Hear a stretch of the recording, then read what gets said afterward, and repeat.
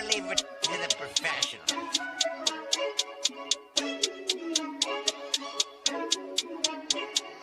Blessed by Bundy, blah, blah, blah.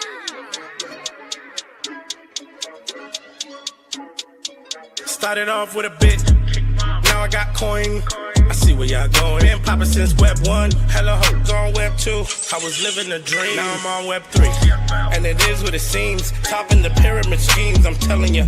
I'll sell you a percentage on Nebula. Shout out to Vince, he'll set it up. Surfing on the web and I'm shooting at 3. I've been goated when I got my G. I'm an alien boy from a different planet, yeah. So I got my drink, I'm riding in the 1920s Model T Ford. Call her Era Lord. Call me Levi, playing on the keys, boy. And I'm about to put my gloves on. If I said it, then I meant that. Yeah, I like that one, I'm about to get that. Crash that whip for the drumsticks, whiplash. I'm about to get them all. Are you with that? In a white boat, surrounded by blue. I want one, but I got a cop too. I wanna fly high in the sky, arms out wide, trying to soar from a bird's eye view. I'm on fire, Ricky, Bobby, cracking the pavement, Whitney, Bobby. I'm a Saki bomb, Hiroshima, Nagasaki. Bruce Wayne been a dog, and I keep it 101, cause I'm feeling kinda spotty. You sipping on some rock and I'm sipping on octane. The only thing around my neck is the Started off with a blockchain. bit, now I got coin. I see where y'all going. Been poppin' since Web 1, hella hoes on Web 2. I was living the dream, now I'm on Web 3. And it is what it seems, topping the pyramid schemes, I'm telling you. I'll sell you a percentage on Nebula. Shout out to Vince, he'll set it up. NFT, Twitter, blockchain. Seeing with the ghosts and we ballin' like the Brown James. Crypto. We can make a trade, get the memo. Refuse not falling for the FOMO. Listening to Coffee with Captain. You know we worldwide, they loco. I ain't never gonna stop rapping. Orlando, yeah, we working magic. We rocking Ethereum NFTs. I just went and caught me a half base. Man, I got a shout out Started to off with a Bode. bit, now I got coin. I see where y'all going. Been poppin' since Web 1, hella hoes on Web 2. I was living the dream, now I'm on Web 3. And it is what it seems, topping the pyramid schemes, I'm telling you. I'll sell you a percentage on Nebula. Shout out to Vince, he'll set it up. Freaking the mood to choose one, but they got knowledge to move, son. I'm shocking in shades with my brother in suits. Yeah, them blues is coming. Even though it's hard to pick, eeny, miny, mo, soda on the mix, no biting lips, it's time to go. Index number 1, no thumbs up, you gotta scroll. Looking at the ghost in studio, it's time to go. I had a helmet on by myself until I met a mask that wanted to have a face off. So I had to bring my chainsaw, full tank of gas in the drive with my brakes off. I'm A1, but a different kind of steak sauce. Welcome to Coffee with Captain, powered by ApeCoin, where we dive into all things crypto, NFTs, Web3, and cutting-edge technology. Remember, nothing here is financial advice. Early-stage tech can be exceptionally volatile and risky. So grab your coffee and join Cap and Steve for today's conversation. Welcome to the future. Welcome to Coffee with Captain, GM. Thanks so much for joining us. Appreciate y'all being here. It's a Tuesday, as B-Epic would say. That means it's Tuesdays with Outer. Outer, I do see you on stage. Not sure if sometimes the mute button doesn't work after the co-host. If I need to uninvite it and resend it, I can. But Outer's with us for a little bit today, and then has to step out. And I think the one and only Bread Guy is going to be joining us for the second half of the hour, or the second half of the show rather, to talk all things MegaETH. Outer and I have some really important things, a really important topic to get into, though. However, before we talk markets and some products and maybe some AI, Outer, GM, always a pleasure. Hope the week's treating you well. Feeling better this week? GM, can you even hear me? I got you, yeah. Yep. Okay. I wasn't sure if the whole co-host thing rugged me, but it seems like I'm okay. Yeah, I'm doing okay. It's been quite the weekend with the latest Knights of the Seven Kingdoms episode. I hate that we can't just talk about it freely, but I kind of love that at the same time. I don't know how you feel about this, but I think we can talk about it with the warning.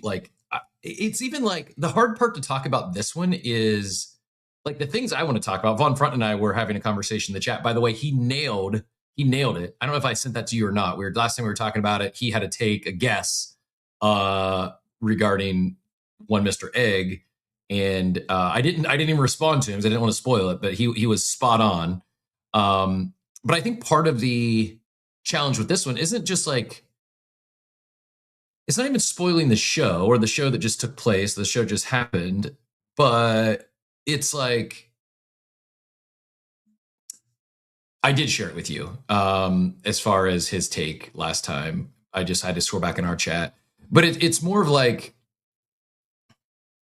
because the timelines are so messy, right? It's like we know what took place prior in House of Dragon. We know what's taking place in like 100 years on the Game of Thrones series that we already watched.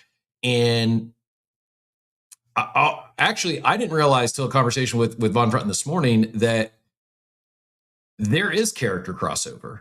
And that's where like I think the challenge is where it's messy of like talking about it is like the things I want to talk about is like the deep storylines, the character development, and like how what we're seeing now, how this is like where this plays into like 100 years from now. And yeah, that's kind of my struggle, because this is like when I'm like trying to dance around my word, trying to figure out how I can say this without spoiling anything. So maybe it's like if you've not watched Knight of Seven Kingdoms and you don't want to know anything about it, you don't know anything about the characters, maybe put some earmuffs on for the next 5 minutes.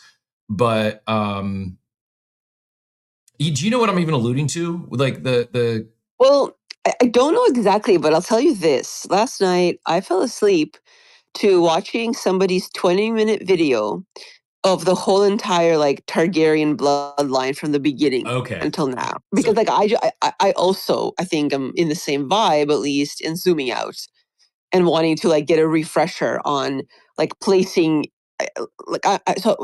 I want to say like I did not read any of the books, so I'm just going on seeing Game of Thrones the show and seeing House of the Dragon the show, and now this. So I don't know anything like book related, but even from that, it was interesting because the person who did this particular YouTube video was going by the books as well, but they used like photographs of actors any time that like it was relevant because they had been depicted in the shows. So it's kind of cool to see like what I was missing by not reading books, but also what I knew by reading the books and how that like that entire bloodline kind of came together. So and maybe that's in the same vein as what you're alluding to, but like I also needed to kind of like zoom out in its entirety and get an understanding of like at least the Targaryen side of things. Do you have a link? Where did you watch this? Was it on TV or was it online? Oh no, just like on YouTube. Yeah, here I can share it. Hang on. Because I like, even though I've read the books or listened to the audiobooks, it would be helpful for me because like as I'm listening to audiobooks, the stories are great. Like I really do enjoy the books. I think they're incredible.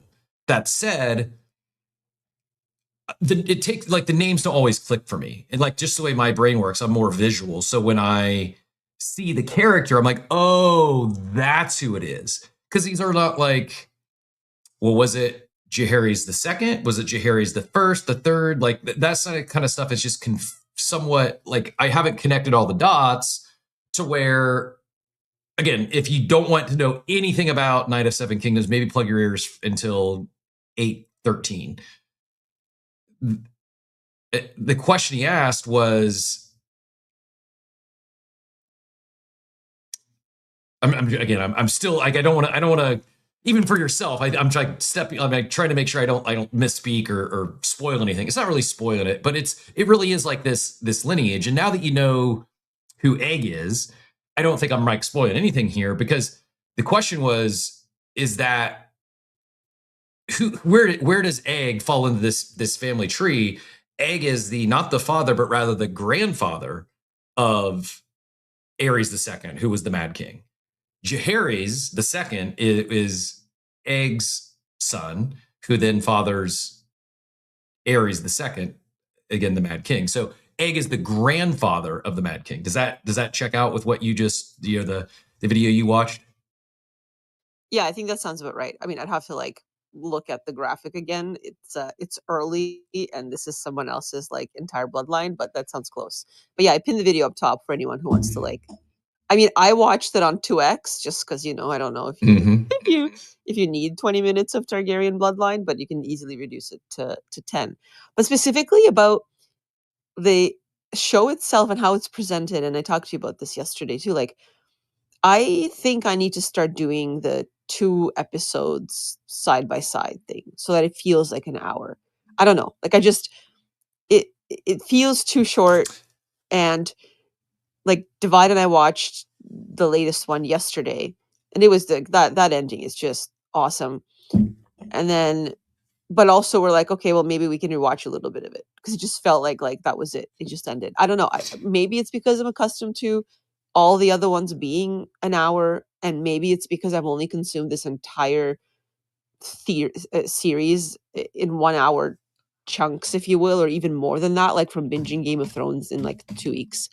I feel like this just ends so abruptly. Like I think it's exacerbated by the fact that we did watch the entirety of Game of Thrones in 2 weeks. This feels like, wait a minute, what? I'm only getting like 30 minutes of something and there's like no more. So I don't know. I also here's a question back to you, like, do we feel like the characters are developed enough in the half an hour? Like I've also been trying to picture like could they do more every episode? It's maybe. And this is where also like I wonder how much of my feelings on character development is because I have read all the books.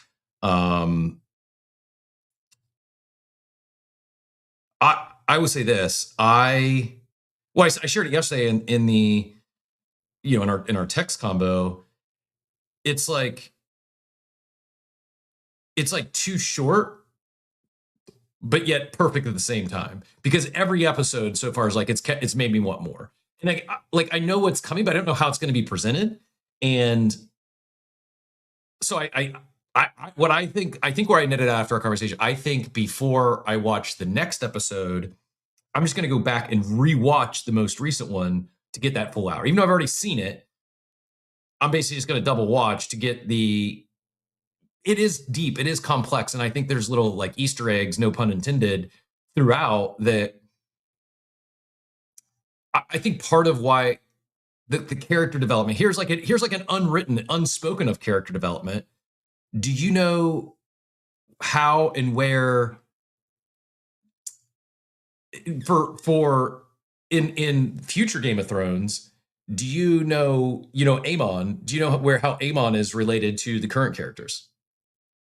I wasn't aware of this, so I did some research this morning. It kind of blew my mind, and I'm No. So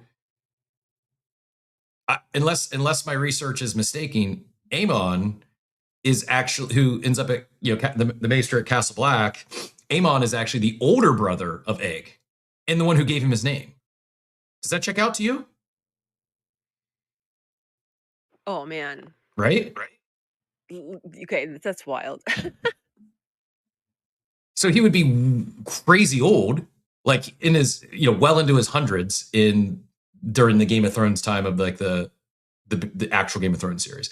By the way, Diablito, who hasn't only seen a handful of Game of Thrones series, I'm like legitimately jealous. I'm not a jealous person. I just, it's not something it happens often. I'm jealous of anyone who's not seen the full Game of Thrones series, because if I hadn't, I would do what Outer and Divide did, and I would probably binge the whole thing in a weekend. Like it is. There's so definitely a me before that happened and a me after that happened. Like there's no going back. And Divide's the same. Like there's us before Game of Thrones and there's us after Game of Thrones. Like it's that defining. Like when you do it, when you do the watchathon in 14 days, like it was so epic. And he says that he watched maybe the first season many years ago, a handful of the shows. I know some other people who, and I actually did this with Breaking Bad. I watched like an episode or two and it just didn't click for me. It didn't stick. And then I faded it. And then I came back later and watched, binged most of the whole series, maybe the whole series. It might have actually all been out before I actually binged it. I can't remember if I watched any of them live or not. But point being is, first couple episodes didn't necessarily click for me. And then once it did click, I was hooked. Like, I think Breaking Bad is one of the best series of all time. And I still feel that way about Game of Thrones as well, despite the ending. And I blame the showrunners. They botched the final season. I don't disagree with that. Could have had a much better ending. They could have done much more with it. They're not George R. R. Martin, and he still has not finished that portion of the story. It's the most anticipated book of all time. If he ever finishes it, I am I will that book I will binge as soon as it hits my Audible. Anyways, I digress. Can we talk about, like, I read this on Wikipedia because I saw it posted somewhere, but I don't like know if this is true or not, or if somebody else just like saw it in passing and added it to Wiki. But like, I saw that apparently there's like plans for this whole like egg and dunk story to continue for like 3 decades or something. Did you see this? I did. Like, Yeah. tell, like, I don't know anything about that. Like, what does that even mean? Is there that much storyline, or is it just because they're short stories but they go like that long in their lifetimes? So again, I just dropped spoilers or whatever, so I'm not going to connect all the dots. But knowing what we know about Egg and in his family tree, what happens, from Egg going forward, I think there is enough storyline where he said, like, I think they said like this current series, and then he'll take like 5 to 10 years off, and then drop another series like Knight of Seven Kingdoms, but it'll be middle-aged Egg, and then take 5 to 10 years off, and then drop the final series, which will be, adult Egg. And I think that's where things could really start to get interesting, knowing what happens down the family tree. Like, and that's when we talk about character development. It's like, I don't know. Like, I'm sure probably someone would say, "Oh, Star Wars has hundreds of years of character development," but that's part of this. Is like the character development here is like, I'm like, how do we get to the Mad King? You know what I'm saying? Like, what happens? Like, how does that offspring come from someone who seems like the polar opposite of that? You know what I'm saying? Like, it's like, there's so much depth to the characters because of the family trees are so massive and so extensive. Because if you go back to House of Dragon, we've got literally hundreds of years of these family lineages. And so long story short, I think the character development happens across the entire different family lines or entire different series. So there's a couple things I wanted to chat about. One, I want to talk about the opening poop scene.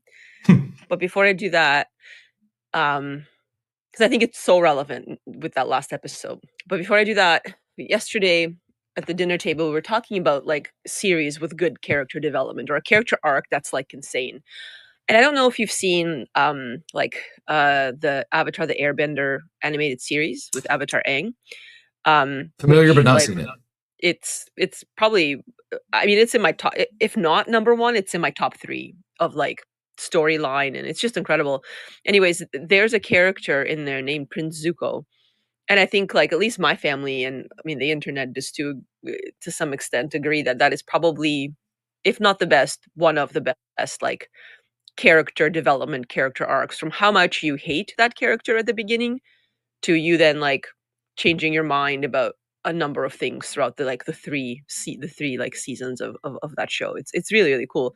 And then just you talking about character development and thinking about like all of the characters in like that whole, Game of Thrones, whatever idea of it. One thing I want to say about that opening scene though is I think like, and I'm not going to spoil the ending of the last episode. All that to say that I think the comedic relief in it, I don't think would have landed as well had they not opened with like having that poop scene at the beginning of that first episode. Like, think about how that connects and how like that came across. Like it almost like it fit and made sense given that they opened up like that kind of comedy at the very beginning of the show, where it was like, oh well, we accept like that, therefore this now like ties to being kind of like funny. As unexpected as it was still like, oh, that makes sense, at least to me. Like I thought that fit, if you know what I'm alluding to. Like I do. I also find it humorous that you somehow were talking poop scenes at the dinner table, and I don't know what it is with poop scenes, but the other show I'm watching like in real time, I'm caught up to Pit. Have you watched Pit? I have not watched Pit yet, and we were not talking poop scenes at the dinner table. We were talking Avatar Aang at the dinner table. Although if we had to, we can talk about anything. All I will say is in the most recent episode, is Pit any good? Is it worth watching? It is good. Yeah, it's good. I enjoy it. All I will say is in the most recent episode of Pitt, there is also a poop scene. So I don't know what it is with poop scenes in Hollywood today, but they're making a comeback, I guess. Normalize IBS. No, Yeah, I don't know. it's people want to make fun of crypto and the Web3 crowd, and here we are, like Hollywood is. It's all about poop scenes and penises, apparently, as in the year 2026. I mean, heated rivalry is insane. I've not seen heated rivalry. I'm guessing more penises than heated rivalry. I feel like heated rivalry is like, target audience, probably not like sports people. What I think is really funny is like how many of my friends' partners are like, why are you watching hockey? And then they sit down and quickly realize that it's really not about hockey, but it sounds funny to me that like that goes down in the average household. Getting a little bit of echo, not when you talk, but when I get, I think you're getting my echo. Is that right, Oxy? If Outer is not on mute, is that, confirm that if you can for me in the chat? Appreciate it. It's not awful. Like we can power through it, but just confirm that because I'm not hearing any echo from Outer. Confirm that's accurate, and we're good. Yeah. Okay. So yeah, we're good. Anyways, that said, I think Payne is probably shaking his head since we spent 22 minutes talking poop scenes and penises, but and I think it is something with spaces today. Yeah. I'm doing my best to Otis. This is probably accurate take. Shot in the dark, lots of incest. That's might have what led to Mad King. That might be how we got there.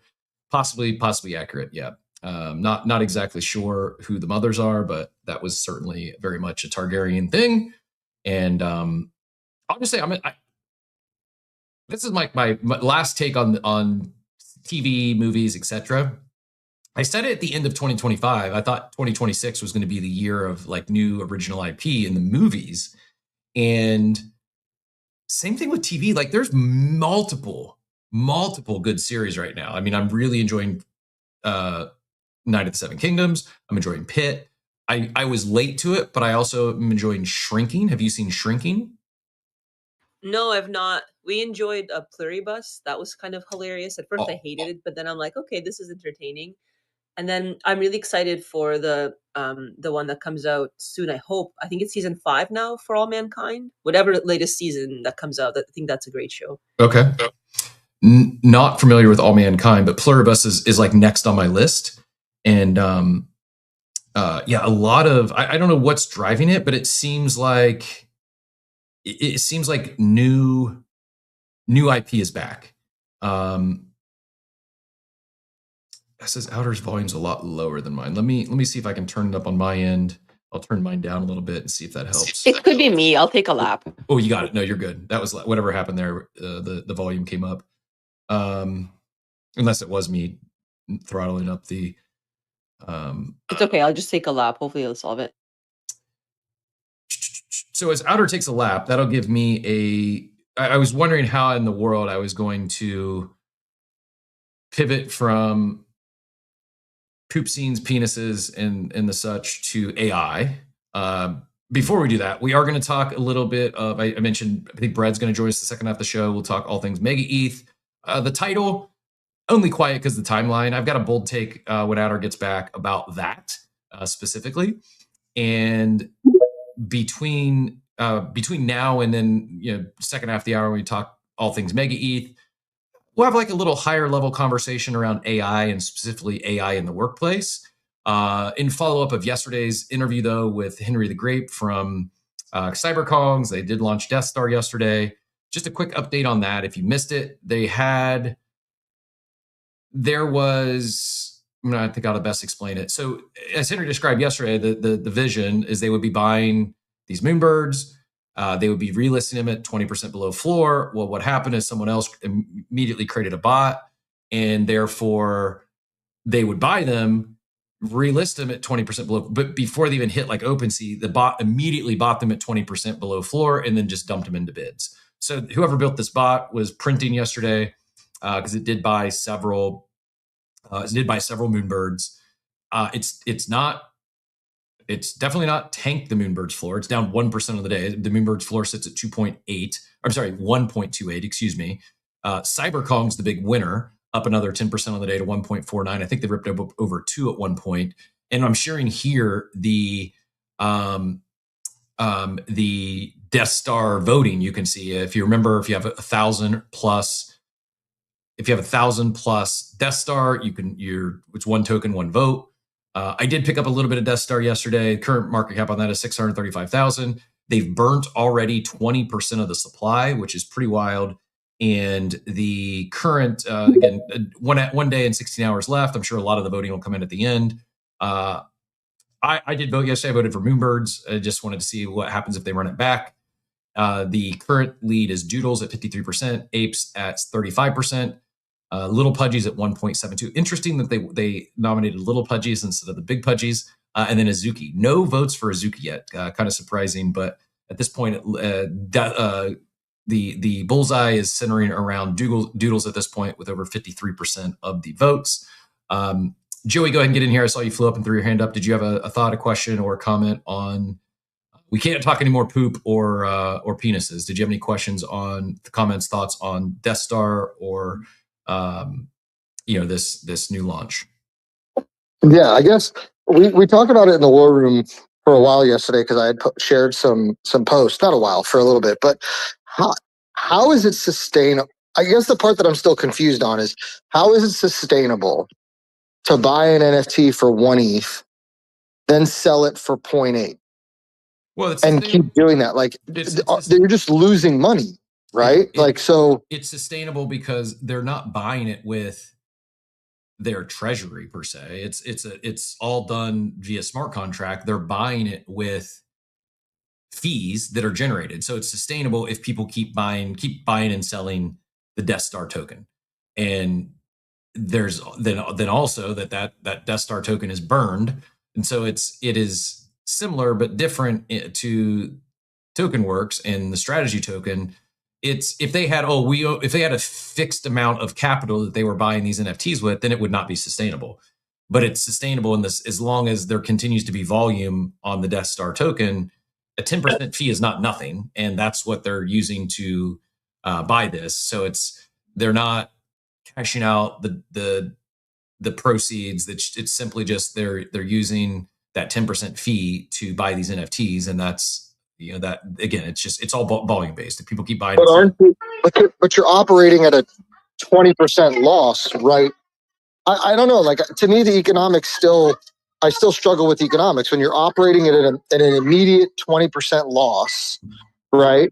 Even the 10% that they're getting from the Death Star trading. How does that offset a 20% loss? I guess that's the part that I'm still like long term. I'm just maybe my mind is too like normal business, but like how could you ever operate a business at a 20% loss if you're only I don't know. I guess I need to do more math to understand how this all works. Look at it just seems a loss. Look at it as instead of a loss. Look at it as margins. Look at it as they're instead of getting 100% margins on their fees, they're getting 80% margins. So could they be making more? Could they have more going into their kitty? Yeah, but they're not. They're only buying with fees that are generated off the volume. So it's like I guess another way to put it is like, Pump Fund and Hyperliquid were spending 99% of their revenues on token buybacks. Well, how the hell is that sustainable? Well, it's sustainable because they continue to generate fees. So it's sustainable as long as the volume continues. I think here's the thing to point out is they already bought and sold 71 NFTs and they've not even been live 24 hours yet. Like that is, I don't know as if we saw, and you're talking, these aren't free NFTs. They're all, the buy sell prices are over 1 ETH. I'm not sure if we saw that sort of momentum from TokenWorks because, and I saw someone else have this take that they had suggested to Adam from TokenWorks to reduce the 20% premium to like 10% because 20% is just such a big lift, and it kind of while it can create momentum if things are really moving, it also can stall out momentum, create those sell walls that just are significantly higher than the current floor price. Again, I'm not the biggest fan of what exactly is happening. I am a fan of experimenting on chain. I do appreciate them taking shots. They have put cyberkongs back in the talking points. A lot of people are dunking on them, but the reality is they've captured some attention, and they've, now I don't know, they're just farming. I mean, I don't even know if this contract has an OpenSea account set up where they're actually benefiting from the buying and selling on OpenSea. Maybe so. But you can see, the cheapest Moonbird's 1.27 ETH. They currently have 0.6309 ETH in their wallet. In whether they were selling it at floor price, 20% below floor, or 20% above floor, it's all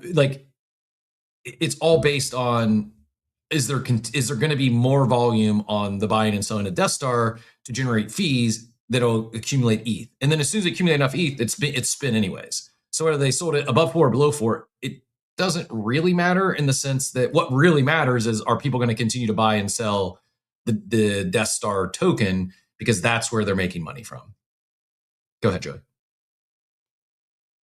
So essentially, this only continues to work if the fees that they generate from Death Star are greater than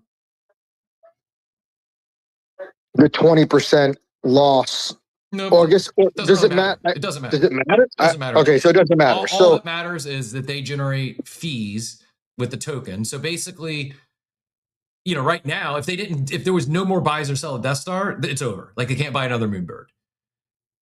Every time they get enough, they're basically wiping out their treasure anyway. So it really doesn't matter the price they sell it at. It's just, what matters is, are people buying and selling Death Star? Do people want to play this game? Do people want to get in and stake some tokens and so they can vote for the next target? I do not think this is an experiment that we'll be talking about 2 years from now. I don't think it's going to be. Do you think we'll be talking about it 2 months from now? Probably not. Maybe, but I don't think it's going to have near like the lifespan of, say, like Blur Farming did, which some people have compared this to. I think it probably goes through a few of these. I think what we see is the CyberKong community start having some PvP conversations on the timeline. Like, as a result of this, they flip Moonbirds.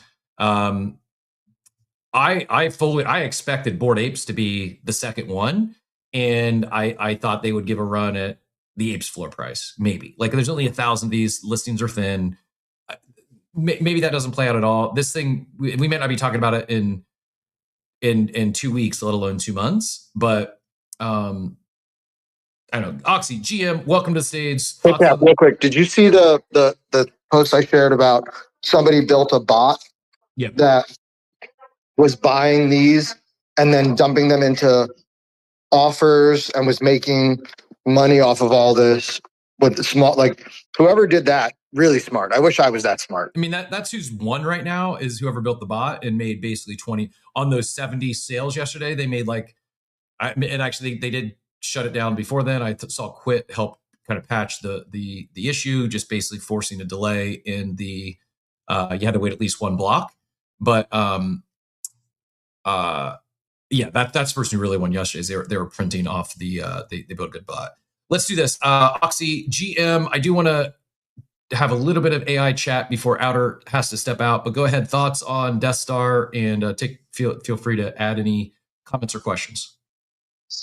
Yeah, I was just going to come in on their comments that you guys were making about, like, is it even sustainable? But I think that's it's a fair pushback, Joey, because it doesn't make sense, like, logistically. But in reality, anything that they make in fees from trading the token is profit. You're just lowering that profit. And I think you came in and you ended up saying that, Steve, where it's like, if they made $100,000 in fees, they go and spend the full $100,000 on buying NFTs, and then they sell it for $80,000. Those $80,000 is in theory the profit that that they're making them. Yep, exactly. Because they don't have to, I mean, they're not spending any additional money on generating that $100,000 in fees. So it's like, it's all profit at that point for that token contract, or however you want to think about it.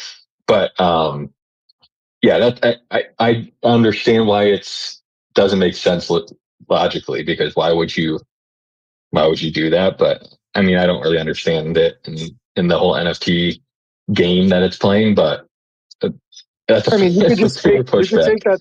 you could just take that $100,000 in fees and burn the token and be in a better position than buying $100,000 worth of NFTs and yeah, but then only getting $80,000 back, and then only burning $80,000 of the token. Like, yeah, but no right? one cares. Then you don't have so they're just like no one cares. No, like it doesn't.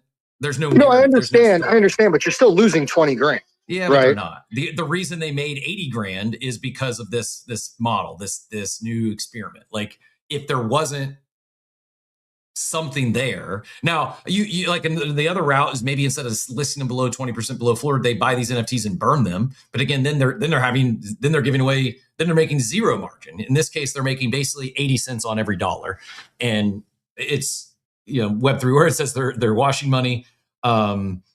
Let's do this. Outer, I know you've got a heart out here in a sec. I'm sure we'll talk about Death Star at least one more time, probably a couple more times as this thing plays out. I'm going to go, if you don't mind, refill the coffee. Do you mind if I pull up this? I'll drop that. I pinned it up top. Oh, perfect. I linked it. I think it's the post before the Death Star one that you just put up. Yes, the HBR article on AI. I had not thought this. It makes total sense. But the highest level is like, the headline, AI doesn't reduce work, it intensifies it. And it was like, oh yeah, it certainly does. And for like the entrepreneur, it's exciting. For the corporate employee, they might be hating their lives. So I'm going to hand it to you, go refill the coffee, and I'll be right back if that's good. Yeah, it was, I mean, AI is obviously still top of mind for most folks. If you're, at all living and breathing and on any kind of internet, which I think most people are at this point. But like, I think how it infiltrates your life and manifests as your friend or foe is probably different depending on what you do on the daily. And I think it's kind of interesting to like compare and contrast that. Like the way that I at least view the role of something like ChatGPT in, taking a photo. Like I often do this. I take a photo of a bunch of ingredients I put out, and I'm just like, give me a recipe for this is the stuff I have. And then I just make something and it works because it can see that. Like there's just no better tool to do that than AI at this point.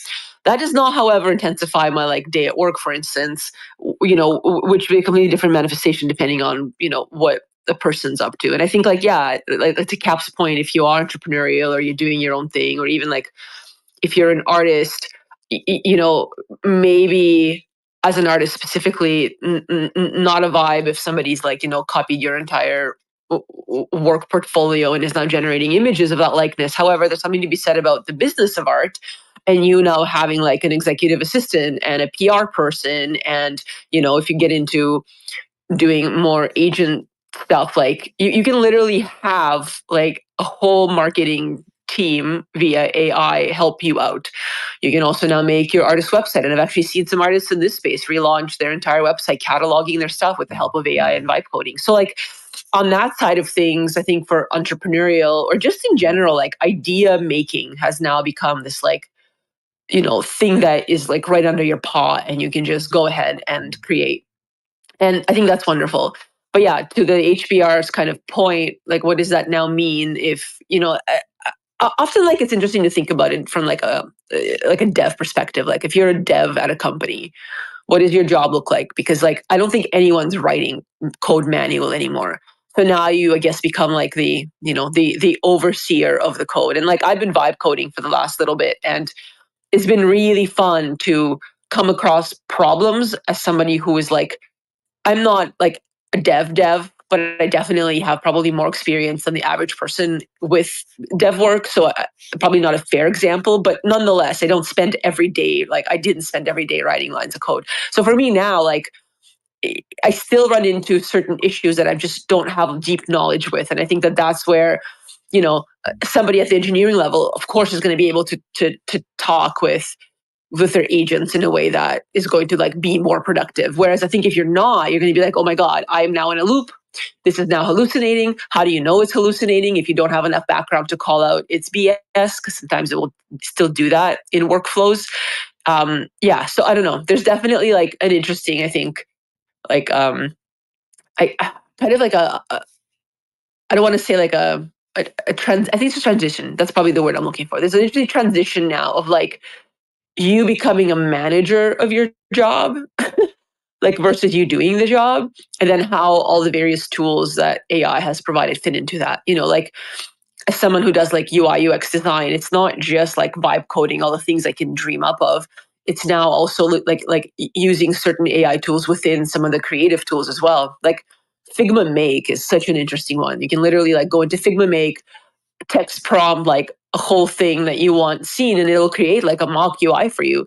And then it'll take that and you can download all the code and then you can actually deploy it. Is it going to work seamlessly? Absolutely not. And that's where that like next level knowledge comes in to like actually being able to come out with a product that you can ship that will work. So I think there's still like a bit of a roadmap between like I vibe coded this thing to like millions of users can like use this thing all of a sudden, versus like, okay, well, this is just my artist website and maybe I get like 20 visitors a week or something. Like those are not like the same thing. So I think there's a difference in I think the intensity too in which it enters your workday. But all in all, for me so far, like really enjoying like the various tools and how they differ as well. Like I for like a vibe coding project, I used Cursor for a while, and I found it really interesting where I gave like a similar bunch of files that I was working on to Codex, which is kind of like I guess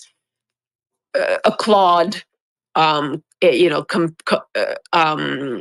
competitor, I suppose, from ChatGPT crew. And it was interesting in how Codex was like, hey, here's a way for you to like optimize all of the server end stuff.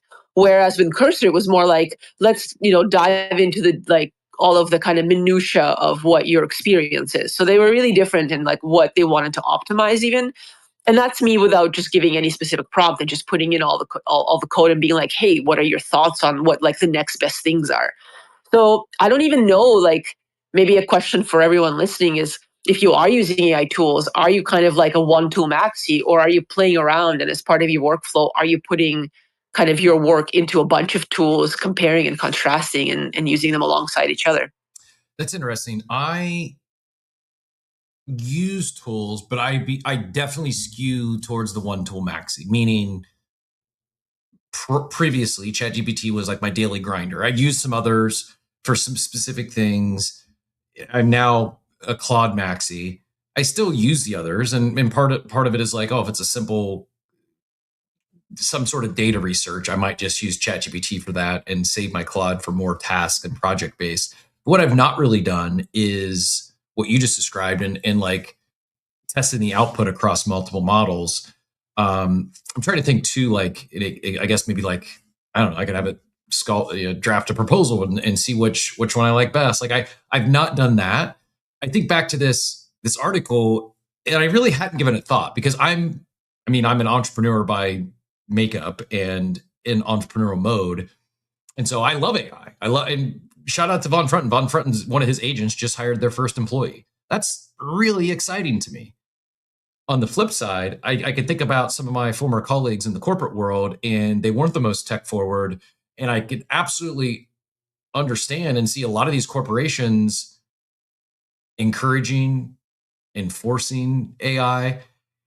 And I just, again, I haven't been in that world for almost 2 years now, I guess. But when I was there, their AI tools, like you can only use what they'd approved internally.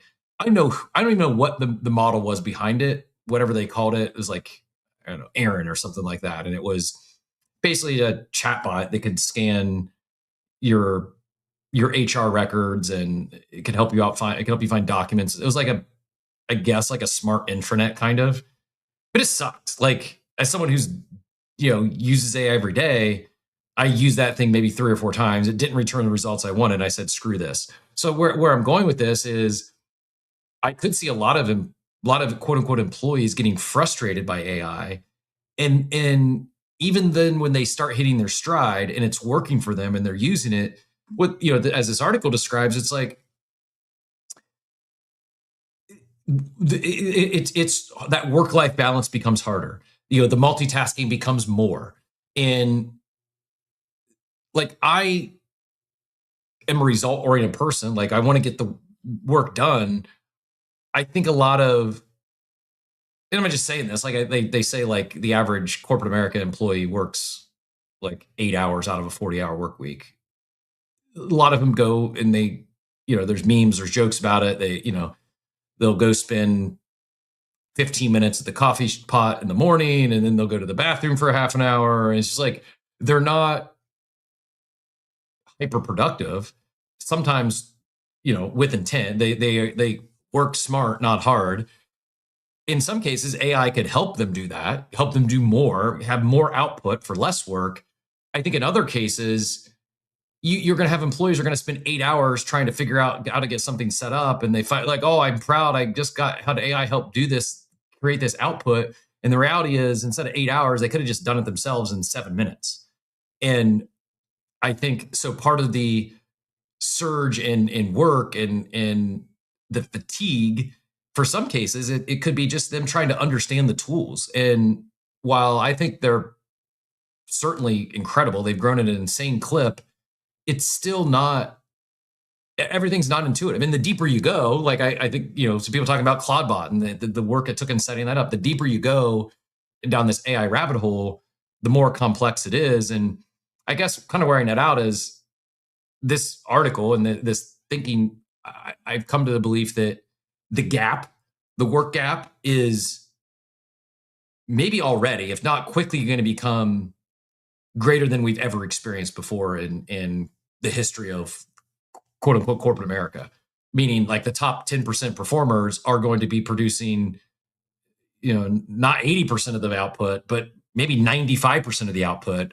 And a lot of employees are just going to be falling behind. I don't know another way. Like I'm not trying to be cold or hard. It's like, but doubling down on the take that you should be using this stuff, getting familiar with this stuff, learning how to talk with AI. You don't have to turn over your entire life to it. You don't have to set up new machines, but like if you're not at least interacting with it on a daily basis, you're probably falling behind someone who is. I agree. I have to take my dog to the vet pretty soon, but I'll close with this. I think two things. One, definitely use more than one model. I recently put an article out, and I mean, a part of that was kind of like nostalgic, but really the reason why what I wanted to do was just to see the difference in outputs. So, me asking AI to write its own obituary is kind of like, a fun experiment. But really what was interesting to me is how different all of the outputs were when given the same prompt. It's a good reminder and a sobering reminder of like how, depending on what you're using it for, I think it's good to use more than one tool. And then I think the other thing that I think is important to consider, especially for like AI and workflow, is like you mentioned the jobs thing, and it made me kind of laugh a little bit because it's like, I think a person these days is probably going to use AI to come up with a good resume, which then an AI agent will assess. Like it's AI for AI at this point, like you know what I mean? Like I don't know how much like humanness. I don't even think it's wise in that way. But on the other hand, here's an example of how like there isn't a good AI yet that will give you a good like 3D mesh model, for instance, compared to like somebody who's proficient in Blender doing it in a few minutes. You know what I mean? Like, but that's changing. Like I've played around with several 3D AI models and it's getting there. So I think there's also this like, and it's changing fast. Mm-hmm. Like I could imagine in like, even as fast as like a week or two, those models will improve and that like Blender mesh designer is going to be obsolete because it's going to be, but here's like, the kicker of this, that Blender person is going to be a better prompter than I will ever be as somebody who is not like a 3D deep in the weeds Blender designer. And I think that's the interesting part of this, right? Like I would struggle bus through that. It would take me longer because I don't have the industry jargon to like quickly navigate something, whereas somebody who is proficient in that can. I mean, just like, in any kind of profession, like in the way that you communicate with AI to get what you want. The reason why vibe coding is an interesting one is because you have non-devs trying to do dev work. And of course, it's like the biggest funny thing about it is when you get into problems, it's hard to troubleshoot them. But the reason why is because you don't have that background knowledge. You can't speak the actual like language as well.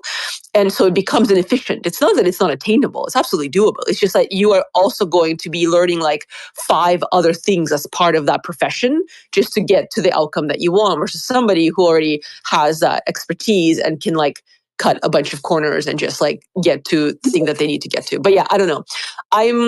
I feel like a good AI check-in like every week is probably on point given how fast the ecosystem's changing. Anyways, I'm gonna take my dog to the vet. I will see you next Tuesday. I cannot wait to learn about MegaETH. So I think it sounds like it's gonna be a really good second half of the show. Thanks so much for joining us. Appreciate it as always. As you're on your way out the door, a couple of quick takes from the chat. First, from Thomas says, if you don't learn it now, the next human that can run/work with AI will probably take your job. I don't disagree. And then Zonko, I'm an AI noob. I use it mostly as glorified Google, but also for image generation. It also got me educated enough to completely drop Microsoft and go fully Linux. My Dell Pro 16 runs quiet as a mouse now. I don't know if you're going full Linux and you AI got you to drop Microsoft. I don't know if you can call yourself a noob anymore. I hadn't even thought about that, but getting rid of some of the bloatware or some of the software on your machines, and freeing up some RAM and running more efficiently and faster. Pretty another use case I hadn't even thought of yet, but doubling down on the take that SaaS companies not all, but many of them are going to be cooked, and ephemeral software is coming rapidly. Proof Alpha DGen, GM, welcome. Jim, good sir. And I wanted to jump up with and speak to Outer Lumen's point. We love Outer Lumen, man. I'm a big fan of hers. I'm always cheerleading behind the scenes, whether I agree or not. I'm just like, man, it's Outer. Let's go. But this point, I actually can identify with because I'm a programmer, and I'm pausing because I don't want to carbon date myself. But I programmed in COBOL. And so COBOL is an old, early language that, it's just literally syntax commands. It's before a lot of that stuff, probably around the Windows ME versions or something like that. But so I knew the logic of what needed to be done or said in order to make an outcome. But with this advent of AI and all of these vibe coding projects or machines, now you don't have to learn different languages. And that was my problem with writing programs or making applications was I didn't know these languages. And then when you start talking C++, and then all the newer languages and all the Web3 languages, and it's just, I was like, you know what? Forget about it. Let me wash these dishes at my restaurant and go home happy at the end of the night. Well, now, because I understand the logic, I can give a command prompt and this thing will write the whole project. It'll write the application or what have you. And she made a good point. If you don't understand that logic of what needs to happen when it's time to debug, then you're going to be stuck. So if anything else, if nothing else, if you're trying to vibe code and it's a little frustrating, try more to understand the logic of what you're telling the computer to do, and sometimes to put it in a different verbiage, and it'll do it. Yep, well said. And so to your point, while you didn't keep up with all the new programming languages, you have that basic understanding of logic and how, so I'm not saying someone listening in and they're not this deep yet. I'm not saying you need to go out and learn COBOL to learn how to talk to AI, but I think that's the point I'm trying to drive home is just by interacting with it daily, you're going to learn how to interact with it better. Just like Proof Alpha DGen can communicate with it because he understands the logic based on, may not know the current all the different coding languages, but he understands the basic logic and it makes it that much easier to talk to it and get output that you're looking for. And there's also no right or wrong way to do it. I just think paying attention, using it, and it could be small. You can use it. You don't have to use it for anything work. Just use it for your diet, help it with meal planning, help it with with workouts, like fill in the blank. Like there's any area of life you can use it, and just find something to interact with it on a daily basis. And I think you will be grateful that you did, and help you get through that learning curve. Shifting from AI, a couple things I market related that I do think a couple of interesting spots. One, I mean, majors, nothing really to write home about. Pretty choppy. Bitcoin actually now on the 24-hour clock, it's showing up 0.39, ETH down 0.27, but basically chopped. Big winner is Pippin, the meme coin, has been ripping up another 44% on the day.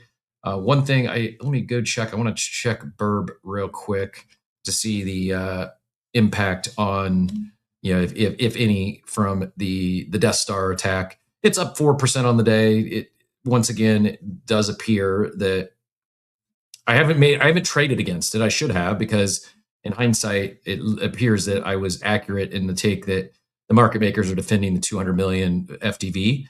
It's not dipped below that.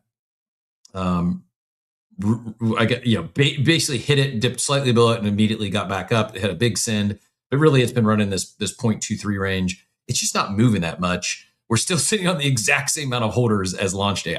Riddle me that. It doesn't make any sense. But speaking of majors, though, this was shared in the war room, and I think worth calling some attention to. If you are trading, Monday's been pretty prescriptive. This is from Killer XBT, says you could have shorted Bitcoin every Monday for the past 4 months and would have won 18 out of 19 trades. I've been banging on this since about October. I do think this probably plays into some of the funds and some of the TradFi activity, both on not just Bitcoin, but also some of the derivatives and the bigger brain stuff we were talking about last week.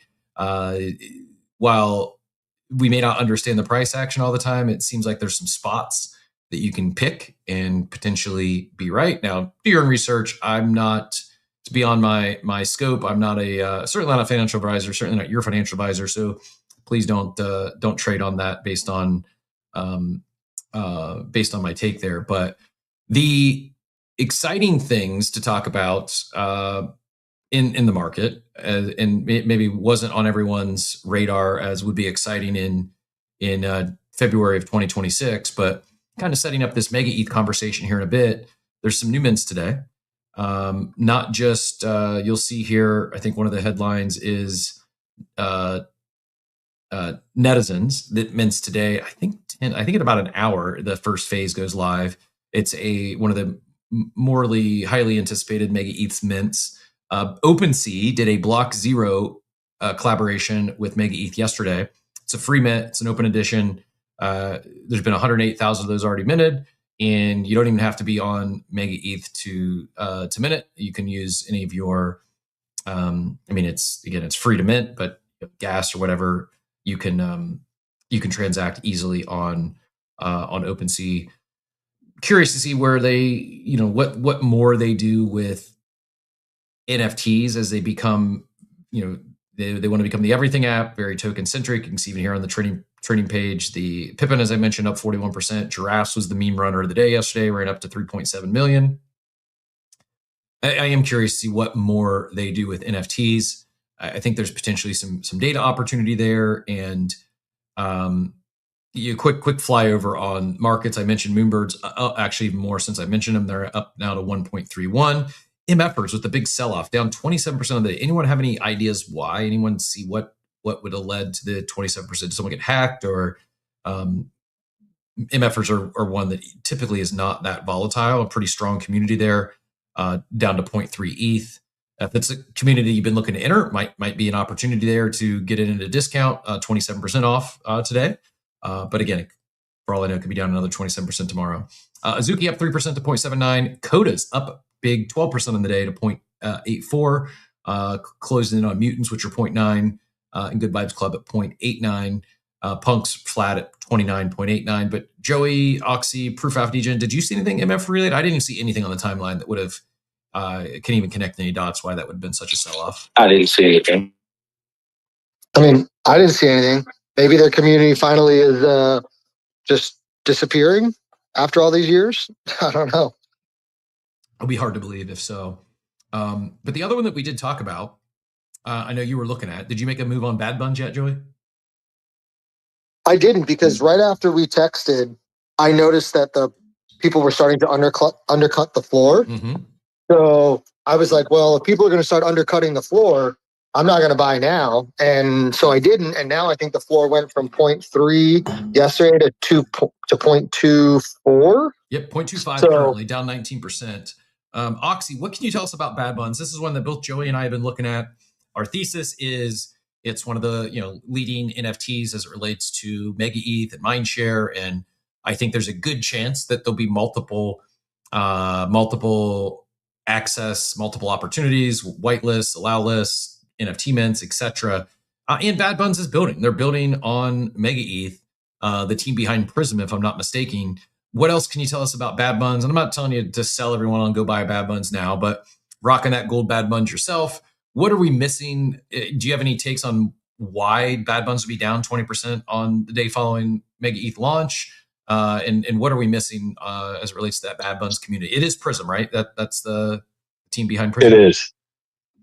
Yeah, they're the team behind Prism. Yeah, they've been building on MegaETH for a while now. They're like one of the first teams to really kind of make the jump and get established over there. So yeah, they're building Prism, which is basically just an everything app where you can swap tokens on there. So it's a DEX, and then it's also going to have prediction markets and basically anything you can think of. They're trying to house it all into one single mega app. So no pun intended. But so that's what the team's building. So the reason for the NFT sell-off could be, and I don't know for sure, I haven't looked into it too much, is they did do the bridge yesterday where, they bridged from Ethereum Mainnet over to MegaETH. So right now the collection could be bifurcated or a little bit split up between lists on MegaETH versus lists on Mainnet. So maybe just look into that, make sure that, I guess, whether you're buying on one or the other, that I don't know how they did it. I think they did a bridge, so I'm pretty sure the asset actually moved between Mainnet to MegaETH, but maybe just double check that there's not two of the same asset out there and you're buying the wrong side. I don't know how that all got handled logistically, but just some context there maybe on that side. Interesting. I do.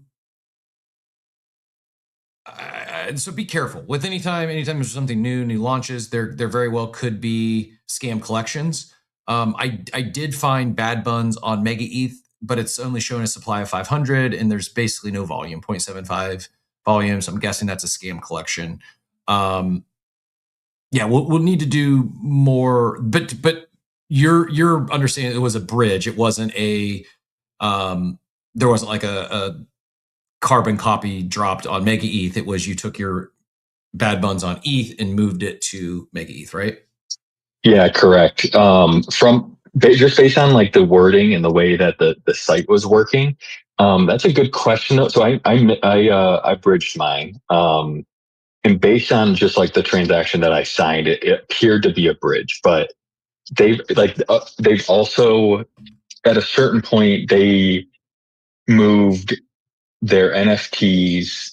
I'm gonna mess this up. I can't remember why they did a token migration, but essentially what they had done is they just airdropped the new collection to the holders when they did that contract migration. So that's why I was hesitant to maybe suggest that they actually did bridge the token rather than create a carbon copy. So definitely do your own research. Make sure that it was in fact a bridge and there aren't duplicate somewhere and you're buying the wrong collection. And is there, to your knowledge, and I know Prism is kind of soft launched. Like you said, you can swap. Some of the features are coming soon. To your knowledge, is there any perks or you add a utility for Bad Buns holders using Prism? That's a good question. I believe don't hold me to this, but I believe there's a points multiplier in some capacity as it relates to that. So with them having prediction markets, they're having vaults and lending, and I think I've heard perps down the line. I'm thinking points are kind of going to be a good potential ROI down the line. But look into that a little bit. I know like there was specific ref codes and there's specific points multipliers for certain folks. So I think Bad Buns is one of them along with some others, but because I know like I was able to get my own like personal rough code that had 10% multipliers on points and stuff like that. So definitely something to look into. Yeah, so I do have, and we have the man, the myth, the legend, Brett himself here on stage. We'll get to him in a second and do a deeper dive on not just Prism and Bad Buns, but all things MegaETH, including, I'm going to hand it right to him with a bold take that I think might surprise some people. And Joey, we'll get you in here next before we bring in Brad. We'll let you get your question in. I pinned it up top their post yesterday. So it's not just Prism, it's also Faster.fun, which the Bad Buns team is behind. It's a meme launch pad on MegaETH. Talking about the bridge home from the start, Bad Buns were meant to be native to MegaETH, so we built what we needed to make that real, our own NFT bridge. Today, the bridge goes live. Starting now, holders can bridge their Bad Buns over to MegaETH, where the collection will be listed on OpenSea. This is more than a technical step. It's the moment the collection stops being a project around MegaETH and starts becoming part of MegaETH. And they're let's see. So yeah, I don't know. I'll see if I can find the actual collection link, but still curious. And maybe it is simply the dip in floor price. Maybe it is a result of some holders thinking there was going to be some bunch of magical internet money dropped on launch day. Not the case to my knowledge, and I think it's a good thing. I think it's a good thing that this isn't being this launch isn't being hyped up with a bunch of quote unquote farming activity and promises of crazy. Now I do, to your point of like, oh, there's probably some sort of multiplier. I think that'd be good, but it's not a. What stands out to me is not only do I not see a lot of like farmers just farming to farm, I also don't see a lot of. And when I say the title here, it's not meant as a slight. I think the quiet, quote unquote, quiet MegaETH launch is a very good thing for actual active participants, because what I'm not seeing is farmers throwing a bunch of slop on the timeline. And I think it was like ICO Beast had a post yesterday, like questioning where's all the people flooding the timeline with MegaETH takes and MegaETH threads and MegaETH lists. And I think part of the reason is the death of InfoFi. Like people got upset of, all I see on my timeline is these pointless threads, and it's gone. Like there's no direct incentive. Let me stress, no direct incentive to talk about MegaETH right now. I think that is great. And, invoking ICO Beast, it's reminiscent of Blast. Both ICO Beast and Jindafer and Clemente, they all had, and there was more, but those three in particular had big come ups in the world of creators on Blast. And in the beginning, they were all early to it, and they started talking about it because it was a new hyped L2. There wasn't like, yes, there was points and a jackpot, but it wasn't the InfoFi farm that infiltrated all of our timelines. And I think there's I don't want to say a lot of lazy content creators, but I do think this is a downstream effect. Like someone could say, oh, market conditions, or I think this is a really good thing. And the dApps, I've been beating the drum for months that are novel, some news, some fun, exciting stuff to experiment. Not all of them are live yet. It's kind of a tiered rollout in a sense, a phased rollout, where even like apps like Prism that are going to be the everything app, they're launching with swap and a few features. There's certainly things you can do on MegaETH right now, but it's not, you're not being incentivized to do so because of, oh, you can go get a bunch of these magical internet points, or you're going to farm a bunch of MegaETH. So I for one, am a fan of the launch. I was playing around this morning before a show. I was listening to another show and playing the new poker game, which Showdown, I believe it's called. Let me make sure I get the correct name. And it's different. Think of like poker. Think of like Texas Hold'em poker meets TCG. So it's not traditional poker in the sense, but it's different. It is novel. It's, I was having some fun with it. I don't fully understand it yet, but it's one of the teams I want to get on here and talk through because it's that sort of stuff that I think is good for the space. It's consumer dApps that are new and novel, and I've never seen anything like it anywhere else. And the fact that it's on a performant blockchain is a good thing. The fact that the timeline isn't flooded with a bunch of AI slop threads on MegaETH, also a good thing, especially if you're an authentic, genuine creator that is going to talk about things you're using and passionate about. Arguably never been a better time to talk about or highlight or be an active participant on a new up and coming chain. Joey, go ahead, and then we will bring Brett into the conversation.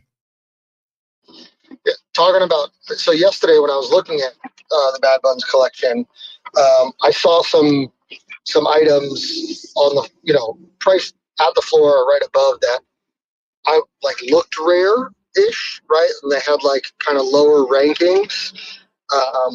I'm just curious, Oxy, if you are familiar, like, are there things that like we could be looking for if we were like, I saw one that was like a skeleton with a skeleton face and like a glitch eye that was like ranked pretty low. Like, does rarity and traits matter for the Bad Buns collection if you were going to go shopping? That's a good question. Not that I'm aware of. I was just going off vibes. Like this gold one, I don't think it's super rare in and of itself, but I was like, damn, that's a really clean, nice looking bun. So that's why I copped it. So I don't think there's a ton of rarity factors that goes into it. It's just kind of based on vibes, and that's just kind of the whole project, really. Mm-hmm. I mean, you can tell by their Twitter. It's like it's very much like a memetic, although they're building real products and like, they're building. Their whole timeline vibe is really, vibe oriented, which I love. So yeah, and I'm not deep in the collection. I don't hold them like yourself, but just quickly looking at traits and a few, my quick read is the collection, the traits in particular, they went really wide with trait distribution. So a lot of, if not most of the NFTs in the collection are going to have multiple rare or rarer traits. The two I pulled up on the floor here, they've got 5, 6, 7 of their traits are 1% or less. So the 1, 2, 3, 4 on that one, and then the one that's one above the floor has 1, 2, 3, 4, 5, 6, 7 of the traits are 1% of less in the collection. Now, that's not accurate. Actually, I take that back. It's somewhat accurate. It's of those percentages are right for the ones that are bridged. It is the correct. It is the correct collection over on MegaETH. It's 501 now, so one more just bridged. This is actually the actual collection link that's in the Bad Buns Twitter bio. So just hasn't been a lot of. It looks like essentially 3 of them have sold that have bridged over. No ARB to speak of, but I will say the floor is super thin. It goes 0.25, 0.26, then 0.35. I can go back and look at the ETH collection here soon. But there's so much more to talk about beyond just Bad Buns. I'd be remiss if I didn't bring Brett into the conversation. I know he's got a super busy schedule and deep in all things MegaETH. Brett, always a pleasure. Really appreciate you taking time out of your busy day to join us. And I hope you didn't take offense by the title, because again, if you missed it, I think it is very bullish for those of us that are here and are participating. Is we're not seeing AI slop. I appreciate the I don't know if phased or tiered approach to launch is proper, but take it any direction you'd like. I've got a few posts of yours I'll probably pin up top. I may grab ICO's post in a bit, but first, before you know it, how are you feeling? How does it feel? Like, long time coming, you've been building with this team for well over a year. Is that fair to say? Is that accurate? Yeah, November of last year. And no offense taken on the title, because I think it's true, right? So then it's using that to inform yourself and say, okay, like, why is that true? Is it good? Is it bad? I think I have mixed opinions and feelings on that, but yeah, no, I'm taken. How does it feel to be live? How I don't want to be like hyperbolic and compare it to the birth of a child, but it's got to feel pretty good to spend so much time building towards something and it has arrived. So congratulations on launch, and I've not explored all the new dApps, but having some fun over there. I don't know if you caught it, but played a little Showdown Poker, and excited to do more today. Yeah, you chose a good one. So I share this into that one because I tried to first answering your question. Yes, I'm very excited. Very everyone was able to finally take a big deep breath. We literally paused and recorded everyone before clicking the button of tweet this tweet because lives would never be the same after that. And we had all put in so much work to get to that point. So yes, obviously relief, excitement, whatever. But man, now it's just okay, what's the next thing? What can I do? And I have other things that I'm excited to actually start building on top of MegaETH with from within the team. So there's that. And then talking about things to do on the chain, honestly, man, I bridged in yesterday. I was poking around, and it does there's not a lot of threads because there wasn't a lot of shit to do. If I'm being frank, right? Even before we did the tweet, obviously we had different sections for featured apps, what's live, what's not live, and I spent literally 8 to 12 hours a day walking over all the things that are coordinating with all the teams, right? Because you guys see the 30 that are live, there's another 75 that are trying to come live, there's another 100 that are just kind of talking to us, maybe not even deploying on Mega. So trying to go through and sort all that stuff the last couple of weeks was pretty taxing.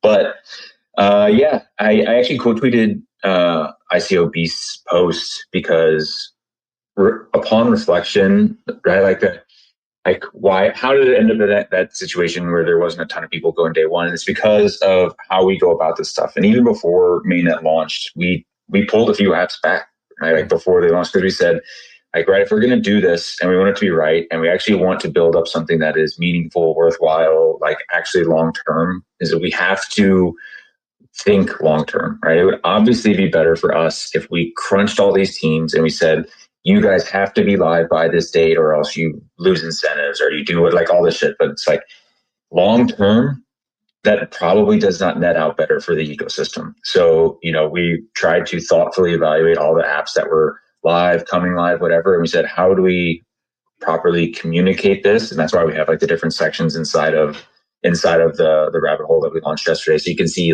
you guys can actually forecast what's coming, right? Euphoria is on the horizon. Aave just went live today. You have WCM, which is coming live soon. The same with Hit One. All those are expected within a week or so. But we just made a decision it's better for us and for everyone if we just let these guys operate at their pace and deliver a quality product versus having buttons that are kind of clickable day one. So we pulled them off the line and said, look, you guys need more time to cook, go cook. We'll handle the comms and try to make sure that people are aware of your stuff coming. That's why we also had the notification center inside of the landing page. So if you guys actually go and you register and you are sign and do your stuff, we'll blast everyone. And I'll say, hey, WCM is live today. There's a mint tomorrow, so whatever. And the plan is to continue to I'll let people go back to that website, see what's coming, come back when it's relevant, and then just slowly build an ecosystem. It's all long term. Yeah, I personally love the approach. I think it is wise. I might need some assistance on, can I toggle off the audio from the rabbit hole? Yeah, you just click little guy up top right. Yeah, it took me a second, but I see it. You know what's funny? So when we launched, so we have that we have the website, right? And we actually can track what users are doing on the website. So we see a heat map of where people click and stuff to try to get user feedback, make sure we can refine the process. So we sit there and as a team while it's launching and tracking issues and whatever, we watch it and man, everyone goes and immediately clicks off the fucking the audio. So we're gonna default that to off for people. I don't mind the audio. I just I didn't want it to be drowning you out from a host standpoint, but I will say this, starting from the rabbit hole, well done. I mean, it may seem like it's table stakes, but it's not been table stakes.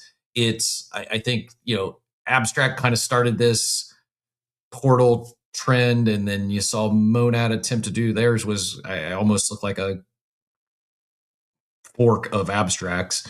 I like the different approach here, but yet also having, again, I know it seems simple, but it's been shocking to me where so many chains go live without something like this, where you can go and you can, pun intended, go down the rabbit hole of what's on chain. What can I do? Where can I play around? And from gaming to DeFi to everything in between. I am, and like you said, right around the corner. Like I'm excited for Euphoria. I think Euphoria is one that you've already seen people talk about on the timeline. That's coming soon.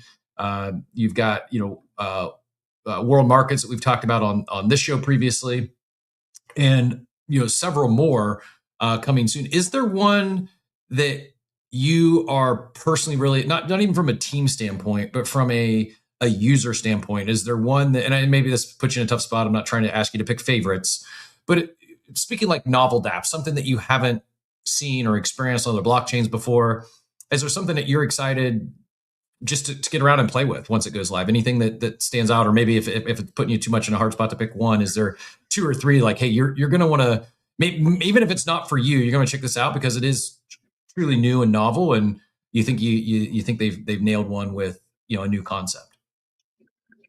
All right, so I have two long-term ones and then one short-term one.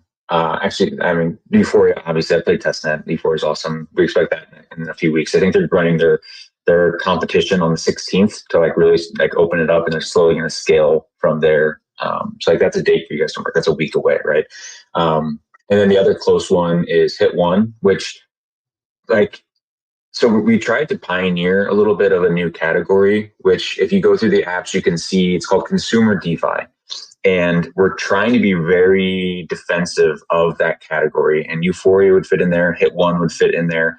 And there are these novel new use cases that are built on top of DeFi primitives. But to have that, you have to have like the underlying bones of DeFi, right? So Euphoria, for example, it's an options protocol. Like no one gives a shit about options in this room, likely, but Euphoria looks fun as shit. So people are going to go play. It's a tap. It's a consumer experience, right? You're on your phone, you do all this stuff, and you just tap on the screen with the lines going. It's the same thing with Hit One. Hit One is one that's like, it's kind of gambling. It's almost, frankly, it's almost like slots, but it's a perps game that's all randomized.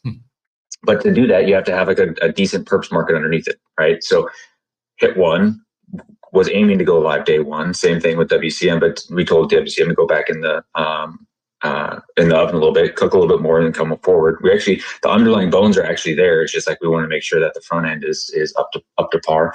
So short term, I would say those two. Hit One is the other consumer DeFi thing. It's a perps front end effectively, but it's consumer forward, it's mobile first, it's in the app store, all that stuff. But it requires WCM to go live. So WCM will go live, build up some liquidity, then Hit One can go live, and then there's that. But then long term, the two that I'm probably most interested in, because it's hard for me to even totally visualize what they are, is Rocket and Blitzo. So Rocket is a kind of a take on prediction markets, and the take that it is that you guys go do prediction markets, and like everyone's trying to crack this nut, right? It's like you make a bet, it goes for 6 months, you're going to lock up $1,000 for 6 months, and man, you better hope you actually get a decent return on that, because it's dead capital for that long until it actually pays out binary at the end. Maybe you can trade it in the interim, but it's kind of whatever, and people want leverage. So Rocket is the team that actually built I want to say it's Genie. Genie's the NFT protocol that sold to Uniswap, right? Do you guys remember that? Yeah, I believe so. Genie, or I was confusing Genie and Jim, but yeah, I think Genie went to Uniswap. I think that sounds right. Yeah, Jim went to Open. Yeah,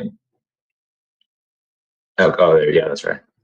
Okay, so Genie, so it's the CTO, it's the team that built that, right? They dominated like 40% of all NFT volume for years. They have some crazy war stories, but they've been building or iterating in the prediction market space for a few years, and their product, which is Rocket, is going to be something that allows you to kind of do something that's similar to a Euphoria, that allows you to they call it trade the motion, because like when you boil everything down, like everything's a chart. So whether it's a prediction market chart or a price chart or whatever, so an odds chart from prediction markets, you're able to trade the actual like outcome of the chart itself, as opposed to or like throughout its journey in smaller increments, 5 minutes, or I think it's 5 minute intervals.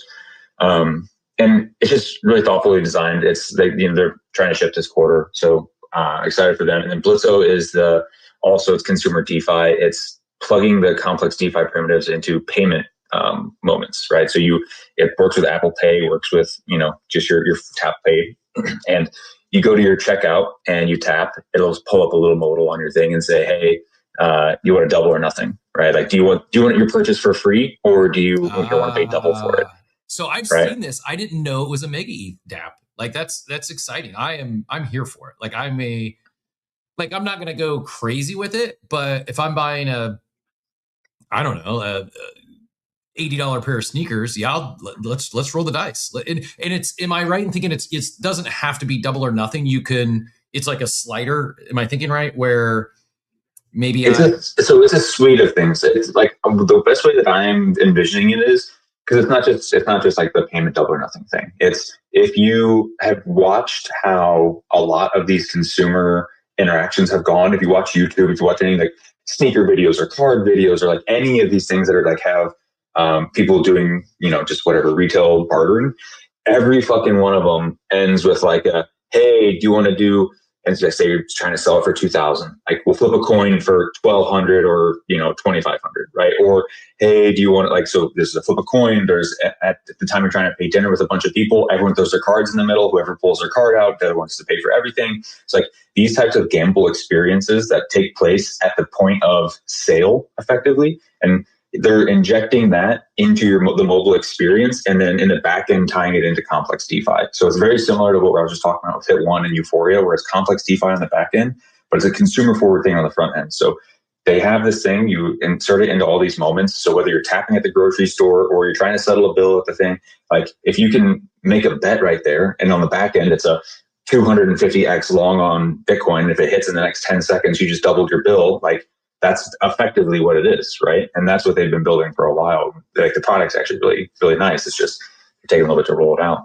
I love it. So I would say those are my long-term ones. I love it. There's so many, not just chains, so many teams have talked about consumer DeFi, consumer apps, and yet most like, I'm not saying they make no effort, but I don't think anyone's really nailed it yet. And some, I don't know, doesn't seem like they've made much of an effort. It's more of like a narrative or almost a meme than it is actually building something for the consumer. And stuff like this, like some of you may think, why would you may be thinking, why wouldn't I use that? Like, dude, credit card roulette has been around as long as I've been alive. Like, the idea of you go out to dinner and all of you throw your credit card on the table and one of them ends up paying the whole bill.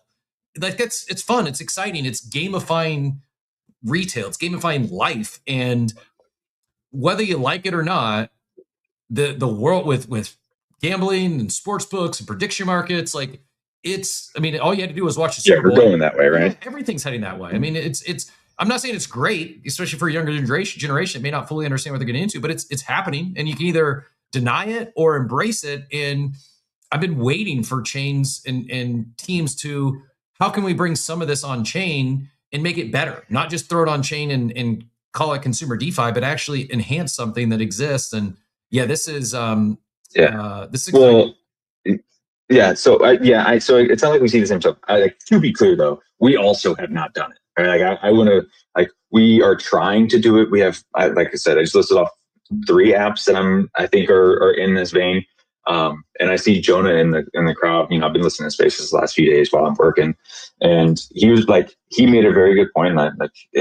I think if people didn't know my relationship with Jonah, which is good, like they would probably think that like we were jousting each other, but he's just honest and I appreciate it. And he's right. We didn't ship with any flagship apps. Like if any of these 3 would have been live day one, it changes how this goes, because it's like gives a moment of, okay, this deserves to exist. This is like a thing that is going to keep me here. It's going to pull in liquidity. And we aim to have some of those live here shortly, but we just couldn't keep adjusting the date around apps without certainty. So we just told them it's better to have them right. Go back in the oven, cook, and come out. So we're excited. We think these things will be good whenever they come around. And for us now as a team, it's about trying to make sure we can bundle and plan these apps to come live, trying to coordinate around times, and then trying to make sure that whenever people come in for these specific apps that everyone is excited about, they have other things to do on the chain. Like that's my mission right now. Smart. I mean, whether it was exactly how you planned it or you said, hey, they're not quite ready. You do have, often you get one chance to make a first impression, not often, always.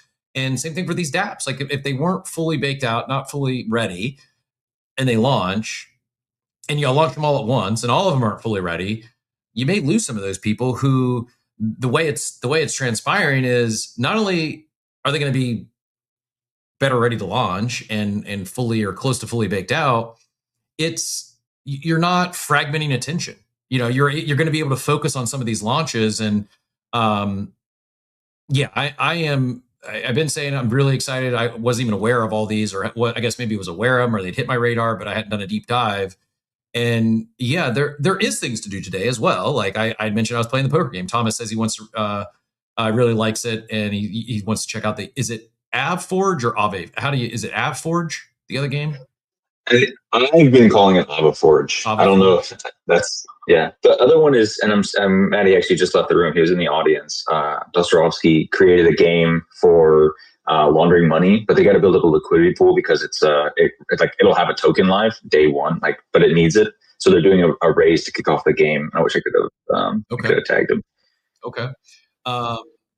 I'm just going to flash the screen here. Snacks will get you in 1 second. I've mentioned it a few times. I did pin a post up top. I don't think there's any ref links or anything. If so, I'll go check. But it's poker. The rules of poker. Royal flush is going to be the 3 of a kind. That's the rules. But it's not. Traditionally, you get dealt your cards. You get 2 pocket cards, and then there's a flop, and there's a 4th street, and then there's a river, and that's just the cards. They are what they are. In this format, you're able to, depending on what action cards you have, it's like a TCG where you can play your TCG card that might allow you to swap out one of your pocket cards for an ace of hearts, or you can swap out your lowest pocket card with your opponent's highest pocket. Like there's much more strategy, and it takes a little bit used to. You can play a tutorial, you can play for fake money. I'm just dabbling around with a little bit of money, learning it, but it's fun. It's very new. And hey, does this capture material market share in the game of poker? I don't know, but at least it's something different. And that I've been so hungry for new novel things on chain. And even though not all these flagship dApps have launched day one, there is new consumer dApps. They are different, and there's certainly things to do. Snacks, GM, sir, always a pleasure. Have you had a chance to play around on anything on MegaETH yet? GM. Well, so people know me as Pizza Dow guy, but I've actually been working with a Mega launch project, which I'm pretty excited about. It doesn't get more consumer than internet, and we are selling eSIMs on MegaETH with Ubitel. So you can actually on MegaETH today buy internet, and Ubitel actually gives you, I think, like 200 credits, so that'll buy a plan in most countries. So you can actually test this new eSIM product on Mega. And the performance of Mega is going to enable, so this product, it's going to be actually decentralized. We've heard lots of people launch, like quote unquote decentralized cell networks. But I'm telling you, this one is actually the real deal. And I'm just excited that Mega and all these, performant chains and the current state of the industry means we are entering consumer. Products are going to get very real very fast. This is really interesting. I had missed this, and I want to make sure I have it's. I don't know if you got the video. It's ubi.tel. You're all actually Zach and Mega Mafia posted about it recently, but yeah. So this is one. It's using. Everybody's probably heard about TEEs, trusted execution environments, and so this is on the forefront of the TEE revolution. This is bringing self-service on chain on Mega. So I'm going to ask probably a silly question, but why do we need self-service on chain? How does it make self-service better by being on chain? Why do we need self-service decentralized? Like, what's the why behind this? My phone works as is today. My Verizon plan works. It's expensive, but it works. What makes it better? And why put it on MegaETH? Okay, so first we can compete with existing plans because existing companies, right? They're spending hundreds of dollars for cost of acquisition, right, for users in the cell space. Because of the Web3 community first kind of narrative, that's going to drive our costs for marketing, right, when we're doing on-chain internet, way down. So we're going to be able to beat these companies on price, both because of that, as well as because our transaction costs are just going to be lower. Very Beyond that, okay, so that's one important thing, right? Transaction costs really matter for these plans. Secondly, we can actually decentralize the network with the power of TEEs, where anyone can actually bring an antenna online. You may have heard, like, there have been projects before that let you kind of like bring your own hardware, do your own thing, but like this is the real deal. This is some cypherpunk stuff. You can actually bring any old hardware on antenna onto this network, and that is fully enabled by it being on chain using TEEs to get the trust assumptions that we need so that, you know, we can safely serve internet and you don't have to worry about, you know, being compromised or the network keys, you know, like who's holding them, but the network actually holds them. It's some pretty heady stuff. It really is. Yeah, I'm really intrigued. We're gonna have to, so is Zach the creator on the team?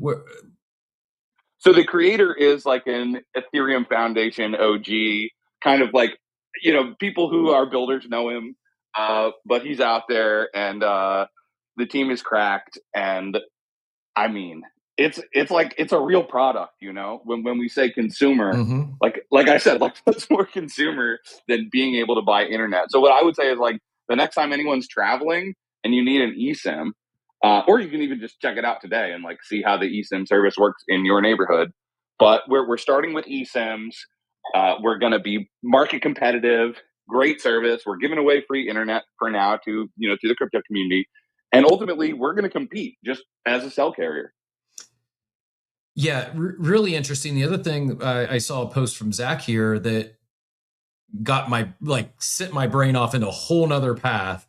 He says my Claude has a phone number now. And I think, like, competing with existing internet, phone service, etc. I think, I mean, as someone who built my entire professional career in the wireless business versus a Verizon dealer, then a phone repair franchise, I do feel that it is potentially ripe for disruption, although it's extremely capital intensive, and you have some entrenched, you know, behemoths that are the market leaders today.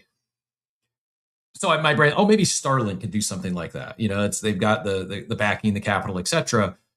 And then this, even the thought of AI agents, and, you know, I saw a lot of people that are setting up, you know, new Gmail accounts for their AI agents. Well, you're going to need phones. I guess you could go do a Google Voice number, but like to have a real phone number for these agents, this thought hadn't even entered my brain until just now. And now, like I said, it's off on a whole nother tangent. Brad, go ahead and get in here. Thoughts on Ubitel, and feel free to take whichever direction you'd like. You just inspired me. I'm literally sending a message to Marcus. Marcus is the founder. It's the one I interface with most often, to get like a Ubitel skills imported into, because I created this pin in my profile, an AI agents dev skill set. So you can just pull in stuff and instantly have your Claude bot spun up, and you can spin up apps instantly on MegaETH right now. You can one-shot stuff. I'm literally spinning up a naming protocol right now, just because, like, while I'm doing everything else, because it's fun and I could do it. So I'm going to do that, and I'm also going to get Marcus to get Ubitel, or give me the Ubitel information so that our AI agents can actually get phone numbers if they want them. That's awesome. So I want to do two things. One, I want to expand on the TE stuff that Snacks was talking about, like the real level, because I did the same thing, right? Like, we've talked to these teams for a long time, and I go down the same path. It's like, why the fuck do I care, right? Like, why does it matter? Why does it need chains? It's like, there's two things that came forward for me for this project specifically. One is this team specifically, edge compute's like a pain in the ass, right? Like, getting things at the edge of these networks and making sure that it's verifiable, right? Because you get a lot of these deep end projects that come along, and they basically just have a bunch of people that do like faulty edge compute for you, right? So like edge, and again, for people in the audience, edge compute is like, man, you got some people up in the mountains, and like, how can you prove that this person is actually up in the mountains, actually providing this service, actually at the edge of where these companies, typical networks end, is like doing verifiable work, providing the service for you.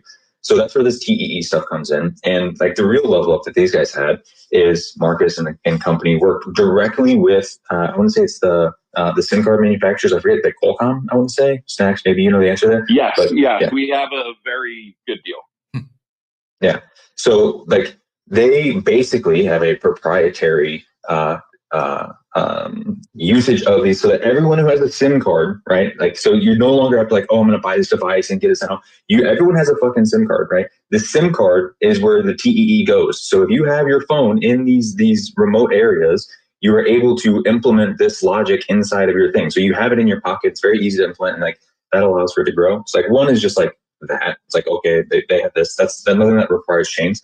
But there are like the chain components is, remember, all this stuff is financial, right? Like you want to be able to send value to each other through blockchain. Blockchains are the best way to do that. Obviously, you want to like register and have things documented on chain. But if you think about what these actual networks, these deep end networks need or will be, right? If you have these people that are existing on the edge, they want to be able to buy things. You want to buy it permissionlessly. Like these are people that are by nature like have less access to everything else in the world, whether it's rural America or just like a remote third world country. So you want these people to have permissionless access to finance to be able to do these things, right? So yes, Ubitel, like to do the decentralized network may not be the thing that requires maximum decentralization blockchain technology, but if you think about the finances of that to fund these things, it's best to give these people permissionless rails to blockchain to be able to buy and use these things. And frankly, long term, these guys want to turn this stuff into like a bank account, right? So like if I go and I sell this edge compute, I build up my value, my money. I want to keep my money in the Ubitel system, which is financial, and then purchase other service, send value to friends, like do all this stuff. So like, yes, it's a deep in like remote or like edge compute thing, but like it can also be a bank, and like that's inherently a financial like blockchain thing. It's like that's the, I guess, long term pitch for what they are. To dumb it down for everyone. To dumb it down, what this means is that you could actually transfer value with the Ubitel network using the TEE technology without an internet connection. And how I guess. So because of the way that trusted execution environments work, where you can trust that code is actually running on people's phones because of this Qualcomm eSIM tech that we have access to, which is like a pretty exclusive deal, pretty good biz dev, where the network can trust that value is getting transferred, and your phone is going, because it's running in a trusted execution environment, it has to be running the code that we say. So we can actually make trust assumptions about where tokens are.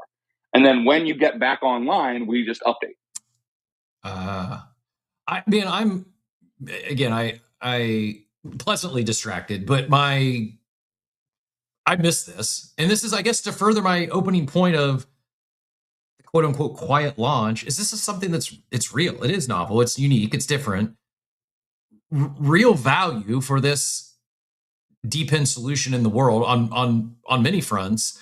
And it's the first time I've seen it. I haven't seen many people talk. And Zach and I follow each other. I missed the post. There's 1,400 followers. So I'm going to just double down on,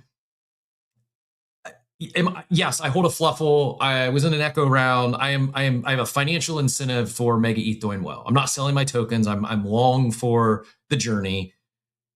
But the reason I got so excited about what they're building is not just what they're building, but how they're building it, with the teams they're building it, and really looking to bring new novel things on chain that make whatever they're building better because it's on chain, because it's on a performant blockchain, not just because some meme or some narrative. And the fact that this Ubitel account has 1,400 followers, to me, like sirens are going off about the opportunity that exists right now to be early to this blockchain. So in fairness, I will say, like, these guys are giga nerds and they suck at marketing. I've been trying my best to like get him to like talk about his shit, because like his stuff is legitimately awesome and I feel like I can do it. And this is the story for so many, like Blitzo. I mentioned Blitzo earlier. These guys are building some cool shit, and it's just like it's pulling teeth to like get some of these guys who are not natively marketers to like, get them to market themselves. And yeah, Ubitel is no exception to that. I'm glad we can talk about them here. Thank you, Snacks, for bringing forward. I'm legitimately interested, and I'm excited about the product. And I'm gonna have my AI agents on MegaETH calling myself because it's awesome. But let's just be real, not everyone has all the skill sets, and we're trying to lift these guys up. Well, this is the best marketing that Ubitel has ever done. Everyone, you're in it. We're very early. Well, it's working. I'm literally DMing them right now. I have an open DM to the team to invite them on, because it's exactly what I want to do. I want to help amplify some of these teams. I want to talk with the builders who are building real cool, novel stuff. And while it may be a slower launch in terms of eyeballs and spreading awareness, man, this just feels so much better than, oh my gosh, we saw 87 AI slop threads on Ubitel yesterday, and no one really had any clue about it. They just dropped their summary into ChatGPT and told it to spit out a thread. Like, I don't want to see that. And I think people check out, people stop paying attention. But because they've been kind of under the radar, I think when people start talking about them, it likely to garner not just more attention, but actual users and people going to check it out, because it is really different. And the more we talk through this, like, I am very appreciative of the launch and how it's being done.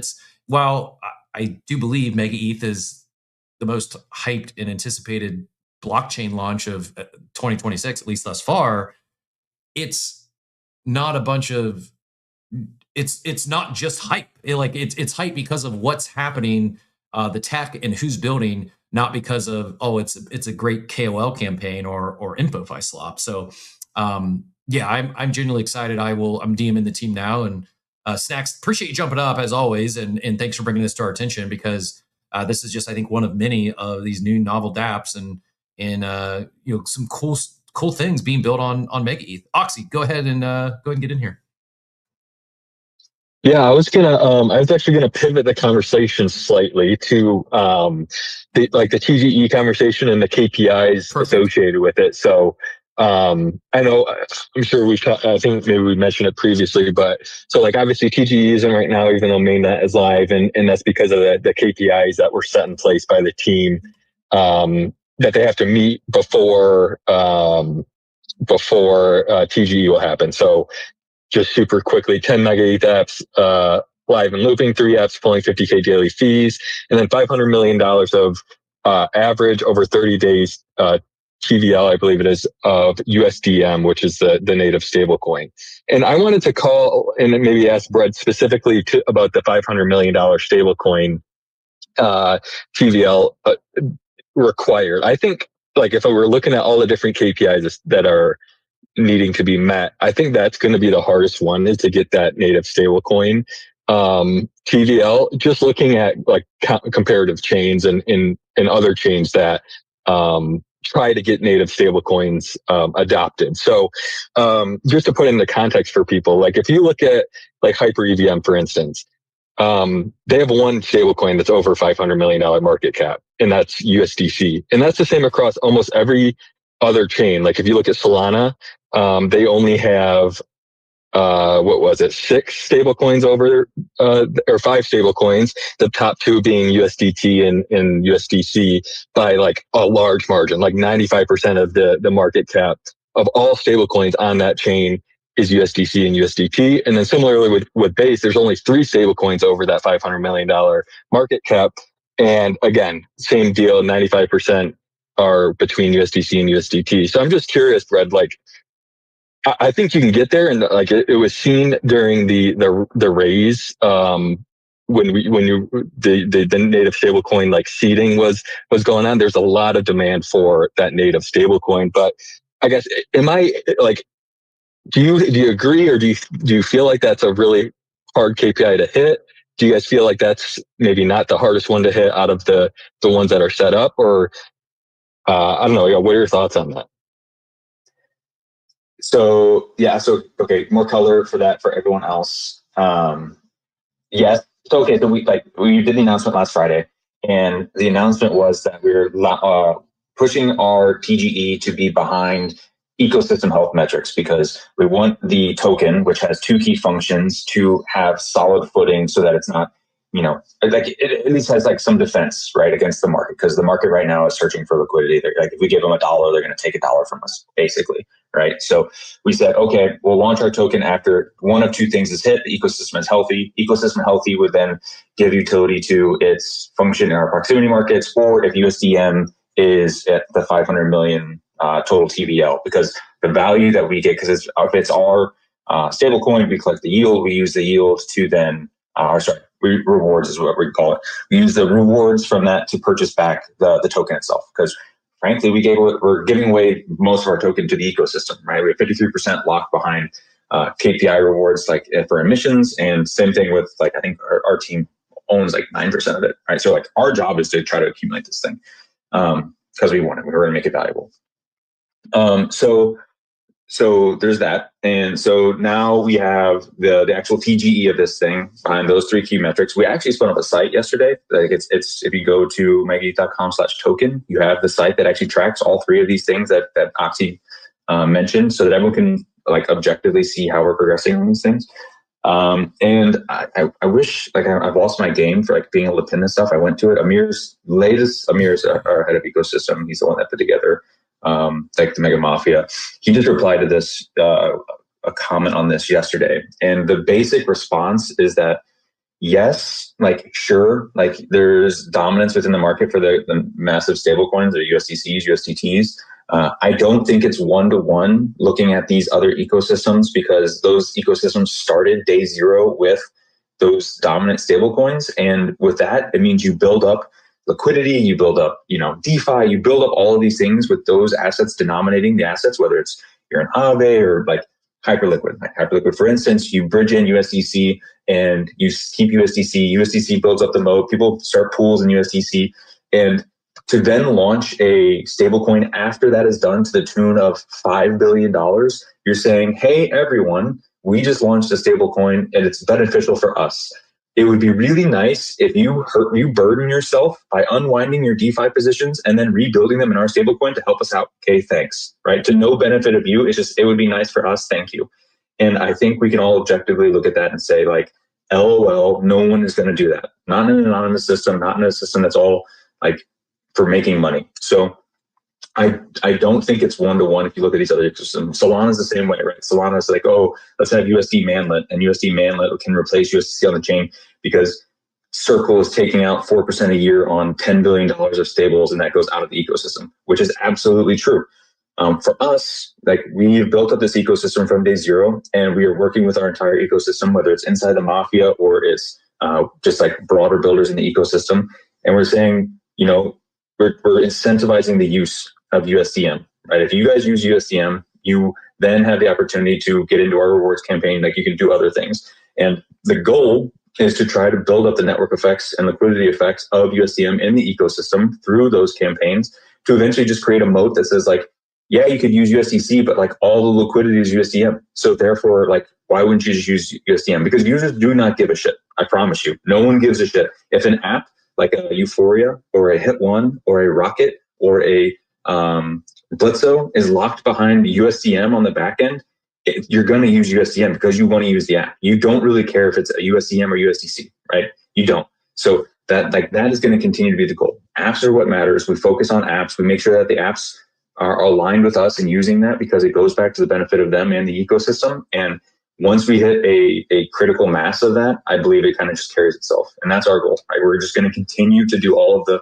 BD work and the ecosystem work to make sure USDM is the dominating asset. I love it. I was looking for Amir. I'm near certain I follow him, but my Twitter search is not. Yeah, you pinned him up top. He's the one that did the. It's Amir Almamine. I got it. Okay, so it was a reply yesterday. You were saying. Yeah, as a quote tweet. Yeah. I will. It should be just top of his thread, but it wouldn't let me pin it for whatever reason. Maybe they got to get some special powers. It's the one from.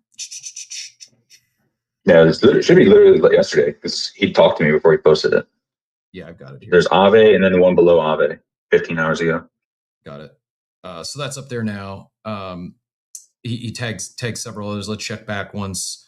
War Markets, Hit.me, Euphoria, Hello, Trade, Blitzo, Use Rocket. Like, to Oxy's point, is it a lofty goal? Is it aggressive? Maybe.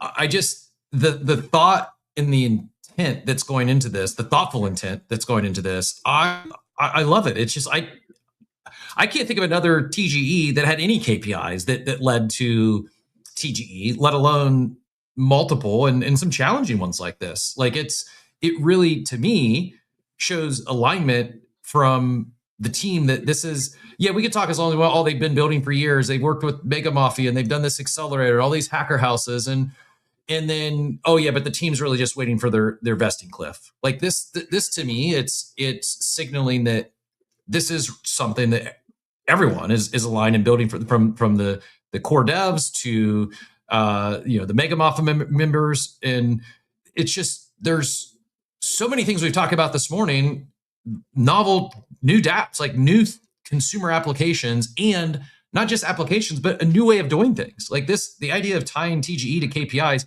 Also, I'm not sure if we hit on, or it might have been mentioned in passing there. It's not just like as soon as these hit, the thing goes live. It's 7 days after the KPIs hit is when TGE will occur, correct? Correct. And it's also not just like a spike that would do it, right? So like we're trying to avoid gaming. This is the same because we have KPIs on 2 specific verticals, right? We have KPIs for the TGE and we have KPIs for how the 53% of the token is going to be distributed to stakers, right? Okay. Like once that's out, my goodness, that's a lot of, that's over half of our supply when I go to people. So it's just us aligning ecosystem health and our ambitions, what we're going to do with the chain, with everyone else around us, and giving everyone opportunity and visibility into the stuff that we're doing. So for this, like the 500 mil TVL, it's a 30-day like supply steady above the 500, and then once that is achieved, we have basically 7 days to turn it around and issue TGE.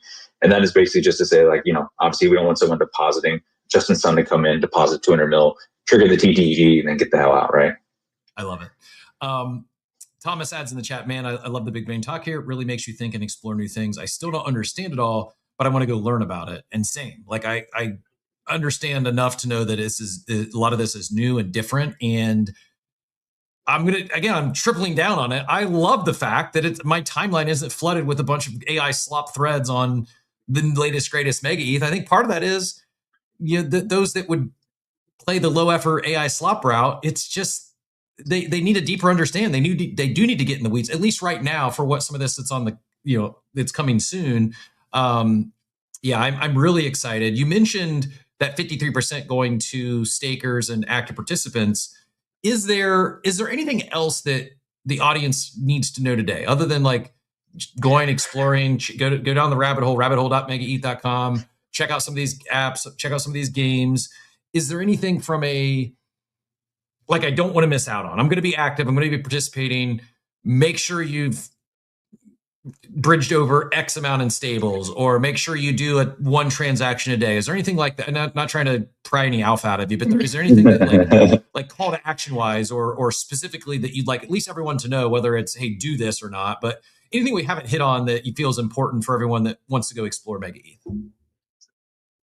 So like, I'm not going to explicitly ask people like come do like farming stuff, because we've been trying to avoid that at basically every turn. We don't want to do farming shit. We don't want to force people into like doing things that are just rote nonsense, right? It's like we want people to do things that they enjoy, and we want to bring things that they enjoy to the chain. It's like that's our goal. So I would just say, pay attention to Rabbit Hole. Again, we have the notification center in there, so you don't even have to do anything. But if you go there, like if you have upcoming mints, if you're an NFT person, apps coming live, if you're like a perps trader, all of that stuff will be blasted through the notification center in there. So, anything that's interesting should come, and we're going to try to keep it updated and continuously roll out stuff. So I would just say bookmark that tab and make sure to keep coming back to it. We'll even signal whenever the actual rewards campaign is firing up. But we want the ecosystem to get underneath itself, make sure that the DeFi liquidity is built up, make sure all data is tracked appropriately. So I would just say go there, bookmark, and keep your eyes peeled. Maybe check that in the morning, and then you'll know if something's coming that day.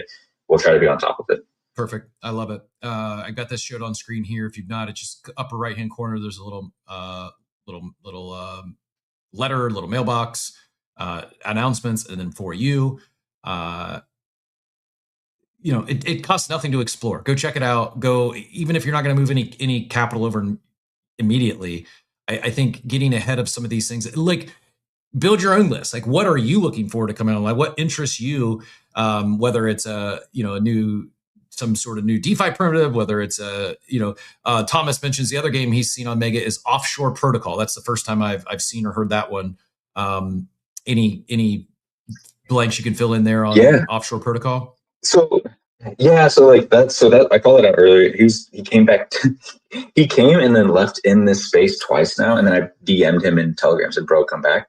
So Offshore is a team that we've been working with for a while. So like we know the team, they're trusted, whatever. They're building, and it's a money game, right? So like if you guys played the Wii game on Solana, if you played like you hate saying some of these because like they go up and then they go down because people get over their skis, but it is actually like a really thoughtful it's money laundering game. Like you simulate money laundering, but on the like the mechanisms within the actual game itself are there's like a gacha rarity system for actually like building up your empire, and then there's a like the actual I would say like tasks you go on, right? Like if you guys play the time-based games on your phone, you say, okay, here's a task, go do it, and then you come back, right? After like in 30 minutes, it's if you do it for 30 minutes, you get more rewards if you do it for 2 hours, if you do it for 7 days, right? Like that's usually the flow. But for those specific tasks, you're actually you're not taking it on, but it's simulating a purpose position for you. So your risk that you take on for a 30 minutes is like a highly risky perp position. And if you get liquidated in that 30 minutes, which is just based on market volatility, like actual pricing going on, well then sorry, man, you don't get the full points. Same thing with like, it's less risky. Say it's a 3x long if you do it for 7 hours versus you do a 20x long for 30 minutes. So it's just kind of a random crypto native game, but it's locked behind right now a liquidity event. So like they're trying to raise funds so they can actually build up the liquidity pool because they actually going to need some stuff. So it's Offshore. It's in our featured apps. It's in those. Yeah, I thought that was a really bad idea, by the way. Like you don't need a pre-sale for a game like this. Yeah, I mean, I'm talking to him. It's I hear you, but like that's like the downside stuff is what they're trying to protect against, right? Like it gets too volatile and things break. They're trying to be mindful of the economics and actually make it a game because they don't want it to be just a flash in the pan. So it's tough. I guess the recurring theme I'm sensing here is really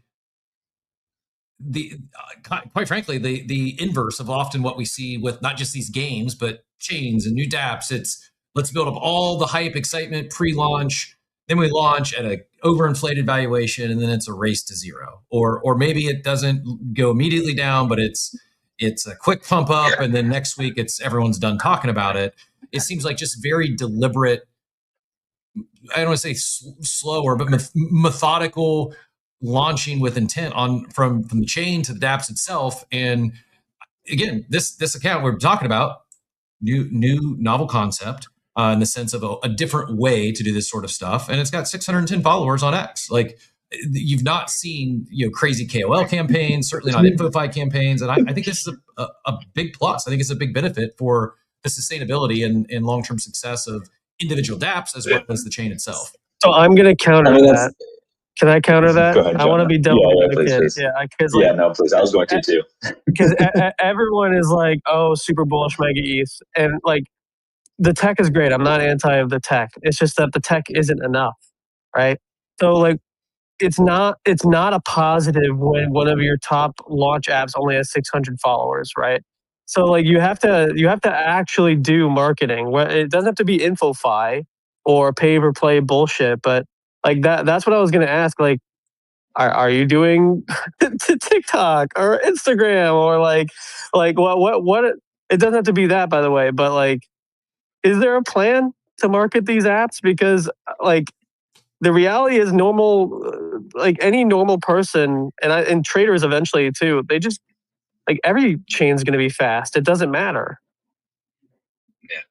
Okay. So one, I want to double down on what Jonah just said, where it's like, even talking like, oh, they have 600 followers, that's bullish because no one follows. Like, no, these guys are dog shit at marketing themselves. And like, I've been trying to get them out the door, and they created some cool videos. It's just like, it's a small team and they're just doing their thing. And so like it didn't come along as fast or as early as we wanted. But that's fine. Like we're trying to help them out. I still think, good team, whatever. But yeah, I think objectively just not great at marketing themselves to this point, which is not always the best thing, we'll say. And then for you, Jonah, just like answer that question. So you'll be happy to hear that, yes, we actually do have some, like we specifically went way outside of Web3 marketing to like try to achieve some stuff. It's not released yet. It's coming out soon, but it's frankly, we're kind of just taking a shot on some people. We tried to find a firm that does like basically has no familiarity with crypto whatsoever. And I don't even know if it's worth calling a firm. Like it's a creative agency, right? And they create some experiences specifically that are unique, novel, kind of artsy, whatever. We're going to see how it lands. But yes, we are making inroads to that. We're trying to do some stuff. And I'll say like on the tech, like the tech isn't enough. The tech isn't enough for this layer, for like the NFT guys, the people that like, I would say, even though you're smart and you understand the tech to a degree, I would say you're not enamored by it enough to like get built and like build the stuff, do whatever, right? Because you're pretty objective with this. So like you need the tech, but the tech has to pill the dev has to build a cool thing, right? It's like that's enough on that level. Right. Well, like real time transactions, like, that's for like HFT, like deep trader, hedge fund level shit. Like I understand the need for that, right? But if you're like, even if you're building a game, if it's like sub-seconds, milliseconds rather than instant, it doesn't necessarily make that much of a difference, right? I'm not anti MegaETH. I think we need more people trying things. I looked at the app. I went on the and it's like, all right, here's another yield platform. Here's another swap. It's like, oh, I've seen these before. And I think offshore is like interesting, but it is like a weed game. I don't know. I haven't seen the game design. I can't say it's different, but there's nothing where I go, wow, like I need to move my money on this right now. A lot of the apps, I look at it and go, I think I'll wait. I'll wait for something that's interesting and then I'll move it over. Fair. And I do think would they like to have more than 600 followers? Yeah, I'm sure all of them would love to have 10x the amount of followers they have. I just think there's somewhere in between the extremely farmed AI slop threads all over the timeline and the more organic growth path. And yeah, better marketing is beneficial for all these, any of these that are launching. If I had to choose, I'd prefer this approach and someone that's not really come out firing all cylinders from a marketing front yet versus AI slop everywhere and it's being farmed by every single person on crypto Twitter. Yes, more. Well, marketing is not mutually exclusive to InfoFi slop. There's a lot of other things you can do to market a product that gets more views. That's not about incentive campaigns. I agree. It's also been live for I know. Well, yes, I know. But like, are we here to be an okay industry or to be the best? Right? To be the best, you have to be highly critical of the things that you do, even if you're doing them at 90% capacity. Like, it's kind of like the joke of the Asian dad. Oh, you got an A. Why didn't you get an A+? Like, where did you fuck up? Right? You have to be the best. Hell yeah, brother. I have to go, but like I just wanted to double tap on what Jonah said. And it's like, yeah, like we hold ourselves that standard. That's also why we held back these things. And frankly, it was unfortunately hard for us to coordinate everything. But we have no ambitions lower than what Jonah is talking about. So I just want to leave everyone on that. I got to go. Appreciate you having me on, Captain. Thanks for being honest, Jonah. And Snacks, thanks for bringing up Uto. Appreciate it, dude. Later. Thank you, Brad. Really appreciate your time. And sorry for keeping you longer than we planned. But really enjoyed the conversation. And Jonah, yeah, I appreciate the candor. And yeah, they want to be the best. Well, point out the areas where they can be better. And I'm looking at more of like on a spectrum, I think especially for active participants, and I think it's possible, if not likely, that MegaETH and some of these teams do hit that stride.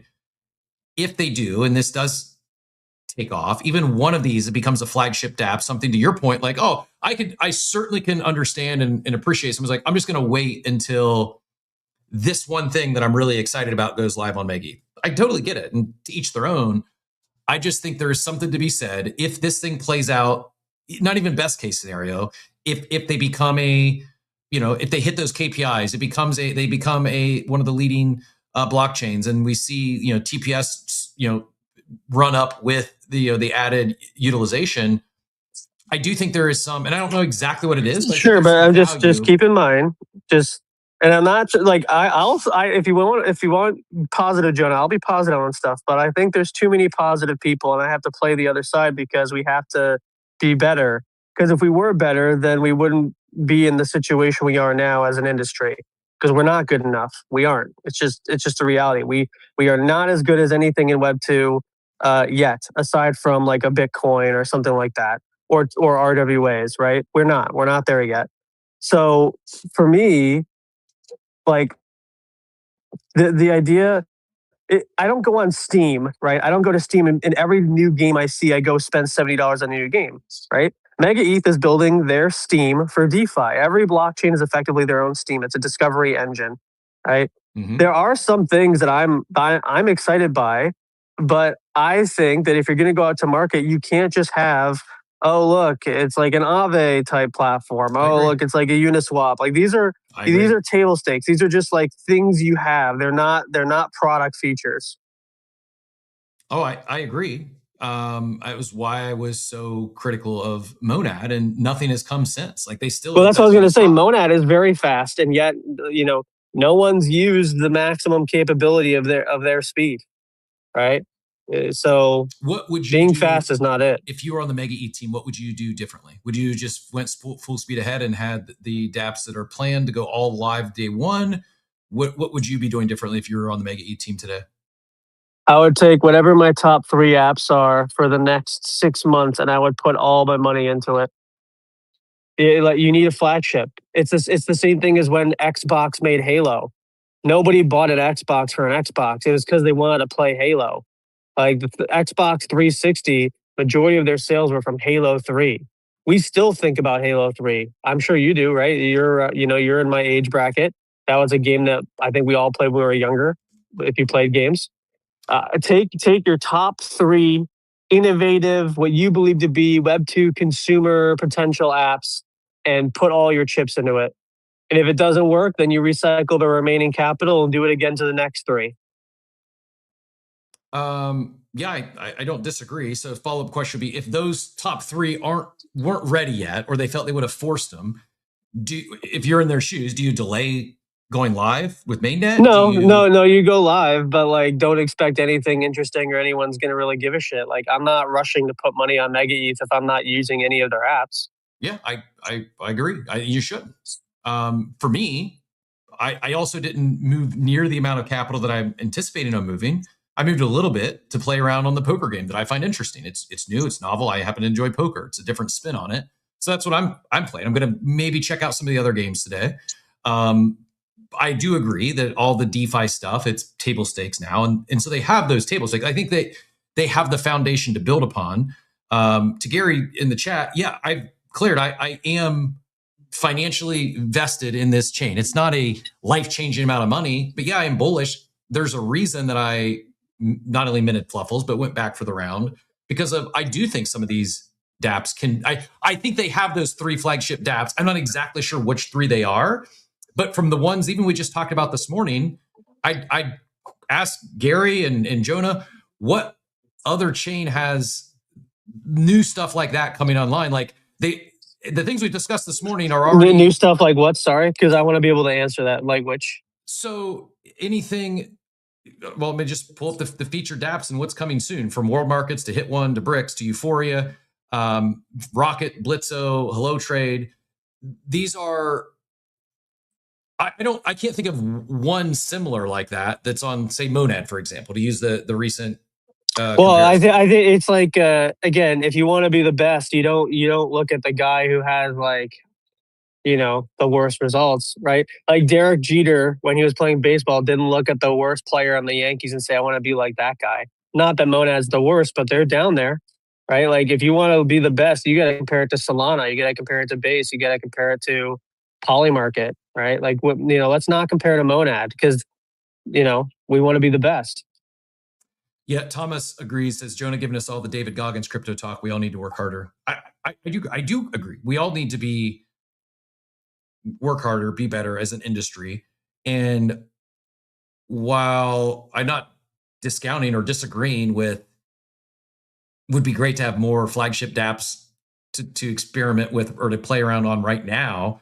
I also agree they shouldn't force them to launch before they're ready. Also, you've got Payne is confirming that he only switched from Xbox because of Halo. Was a PlayStation. Yeah, the flagship apps are dude. Polygon would be literally Polygon, GONE, if it was not for Polymarket and Courtyard. Like fucking full stop, 10 toes down. No arguments. We were having this conversation this morning. I couldn't figure out why they made like $150 or $150,000 in fees yesterday. And for the life of me, I couldn't. It's like, what the hell's on Polygon? Like, oh, Polymarket. It just, and I'd forgotten about Courtyard. Yeah, you're right. They have essentially two protocols are keeping the lights on for the entire chain. And it's not. Same thing for Solana. You go look at DeFi Llama volume. You go look at Solana. If Pump Fund wasn't on Solana, Solana would be fucking, I'm sorry, like they may disagree and they may not like this take. Without Pump Fund, Solana is a fucking waste of time to be involved in. I mean, I don't know if I go that far, but I wholeheartedly agree. It's in a very different... As a consumer, it's accurate. Maybe not as a DeFi person or, you know, all the other bells and whistles, right? But I'm not just saying this just to be a fucking asshole. I don't think you're right. I'm agreeing. The data is saying it itself. Like, just look at the volumes on Pump Fund. Look at the highest grossing apps on Solana. If Pump Fund were to go build its own chain, which they don't need to do and they're not going to do because they don't want to incur the fees. If they even just went to another chain, it would be like, well, fuck. Well, I guess that's it for Solana. Flagship app. I Pump Fund is the Halo 3 of Solana. I agree. And it's also, again, not trying to make this PvP. To your point, if you want to be the best, you can't compare yourself to someone who's not the best right now. Wholeheartedly agree. This is what you just described. It's my biggest concern or critique, I guess, for Abstract. Like, I think that's... Before they TG, I really do think they need a flagship DApp, and I don't know what that is currently. I don't even know if there's anything remotely close to being that. That's not, to your point, just table stakes that everyone should have. All that being said, if it was easy to build the next Halo 3 on chain, everyone would be doing it, right? Like, I think it is very difficult. I don't know for a fact if any of these new novel dApps that are launching on MegaETH are going to be that. The odds are they're probably not going to be. But from my perspective, they've done more to attempt to create this environment, to work with these teams, to lead to potentially landing that flagship dApp than I've seen many of the other. Well, out of curiosity, what leads you? I'm playing devil's advocate. What leads you to believe that? Because I'm not sure what that is. Because like Base has their own internal unit, Solana has their own internal unit, like all these chains have the same thing that MegaETH is. Like they may not call it Mega Mafia, but they all have their own investment wing and their marketing support wing and their own market maker wing. They have all of that. So what's different? So I do agree with Solana and Base. I'm like ones that have launched, I guess, anytime since Base. I haven't seen it from. I mean, all the, like. And I fully understand your point of like, you can't compare to people who didn't make it, but from Abstract to a still going concern to, you know, Monad's a good example, and they raised a ton of money. I don't know what the hell they're doing with their money because they've not done this to my knowledge. Even Base, for instance, like their creator program that they're now sunsetting was like, you got to compete with thousands of other individuals on a leaderboard. And first prize was 0.08 ETH.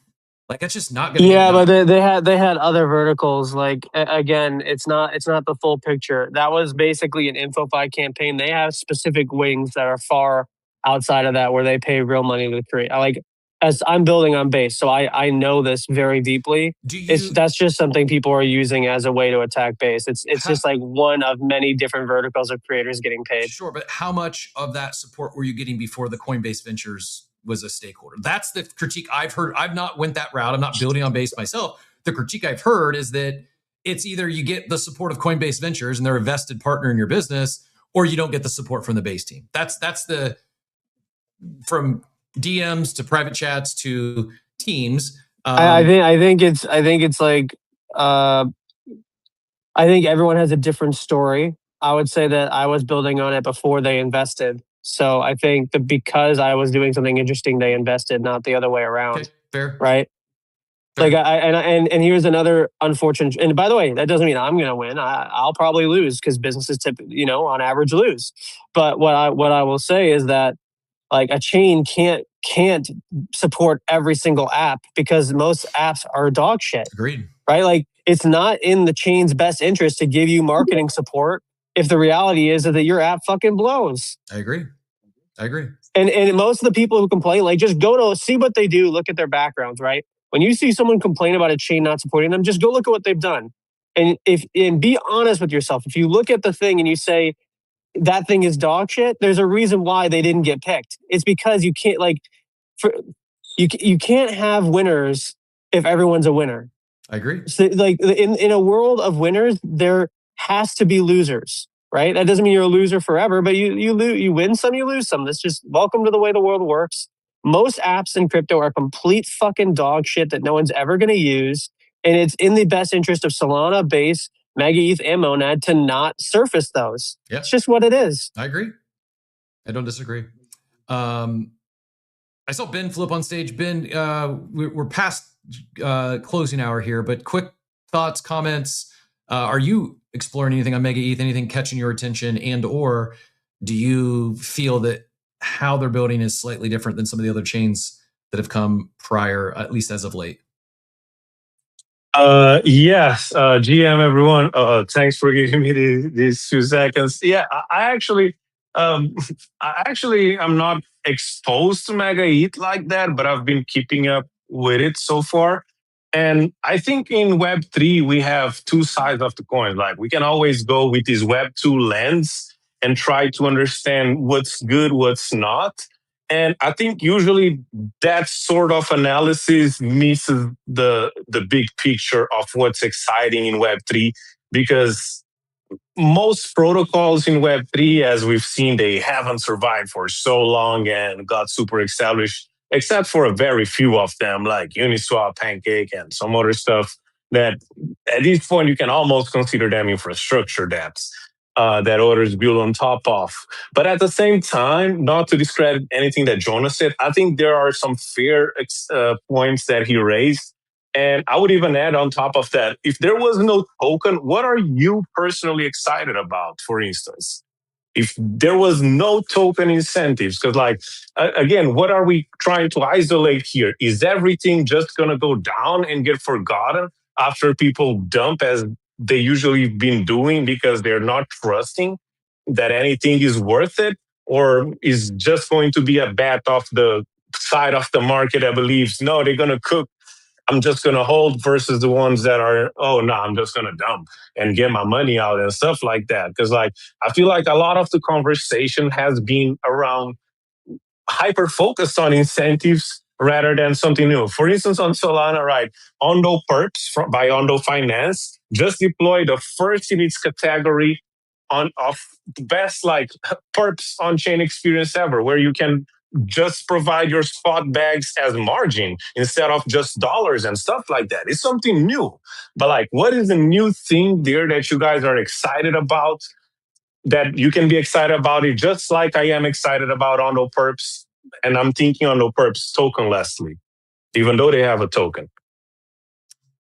So I don't know if you're asking me, and Jonah, feel free to answer afterwards if you'd like, or feel free to take it whichever direction.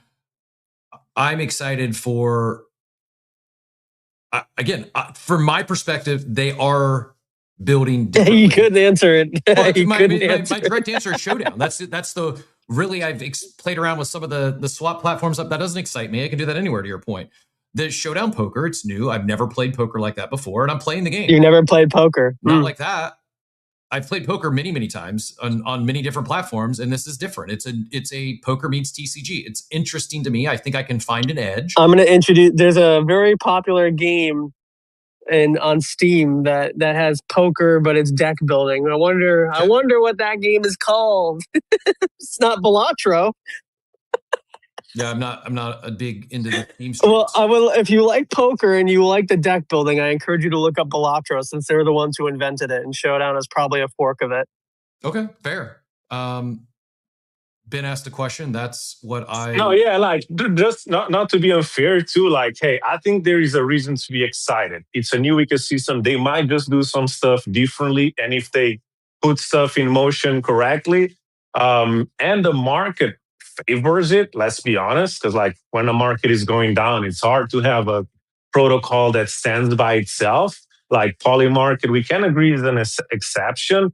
But yeah, at the same time, I'm still on this position that is a bit neutral observing, because one side of me is looking at the points that people like Jonah are raising, and correctly, and the other side of me is looking at stuff that you are bringing up, Captain, that makes you excited about it. And doing that on chain, even if it's a total fork of a game in Web 2, but because there might be some extra incentives, people might just get excited. And who knows, like, friend tech could. And who would have thought that a token gated chat room experience that is worse than any chat you touched in your life, even if you compare that to MSN in 2001, would catch so much attention. And they generated at the time with ETH price about $50 million in fees and stuff like that, And I think many people were then kind of salty because they were not early on to the wave, but they couldn't justify why they should get in the wave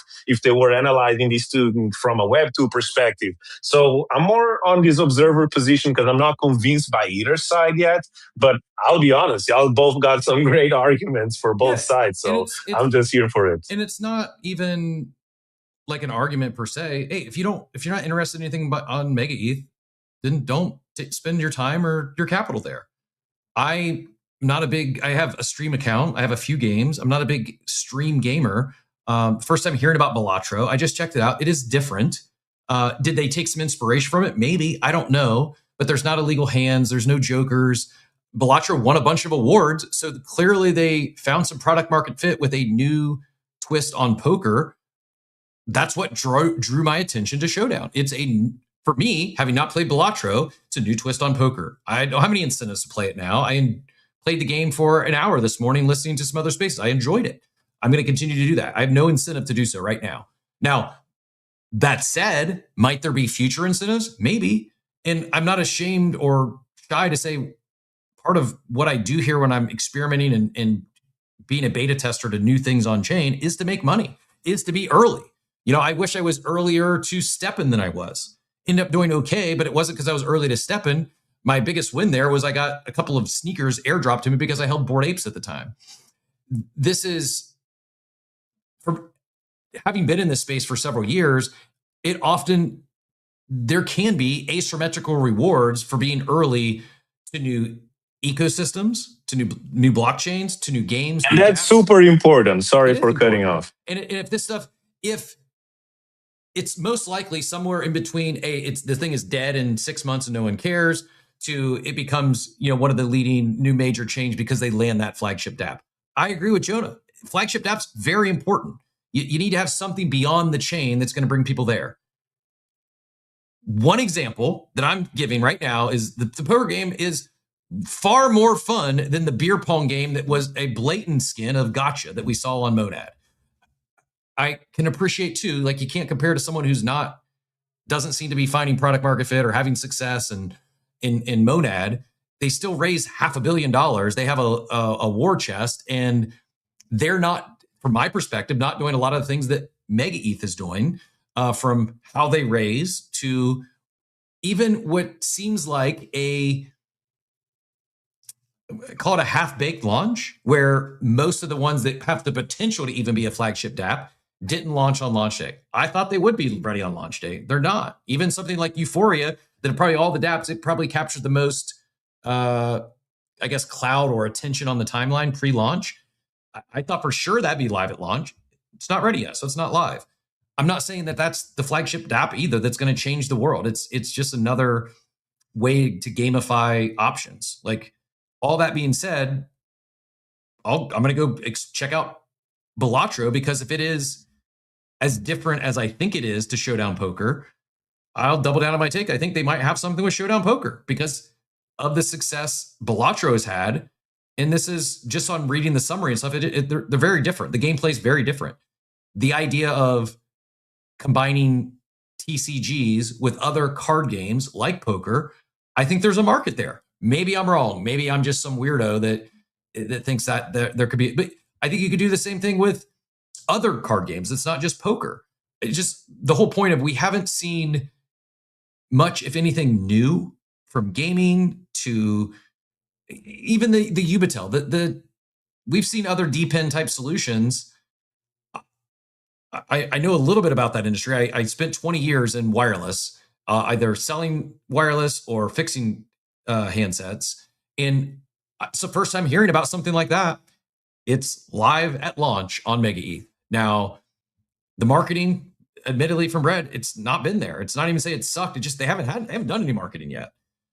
Is that going to be a flagship app? No, but that's just one of new, novel, unique things that I haven't seen other iterations, maybe, but not exactly like it's launched. And that for me as an active participant, I attempted to force myself to find things on Monad to do. I still haven't found a single thing that kept my attention. The only thing I really did over there that was not just swaps was a beer pong game.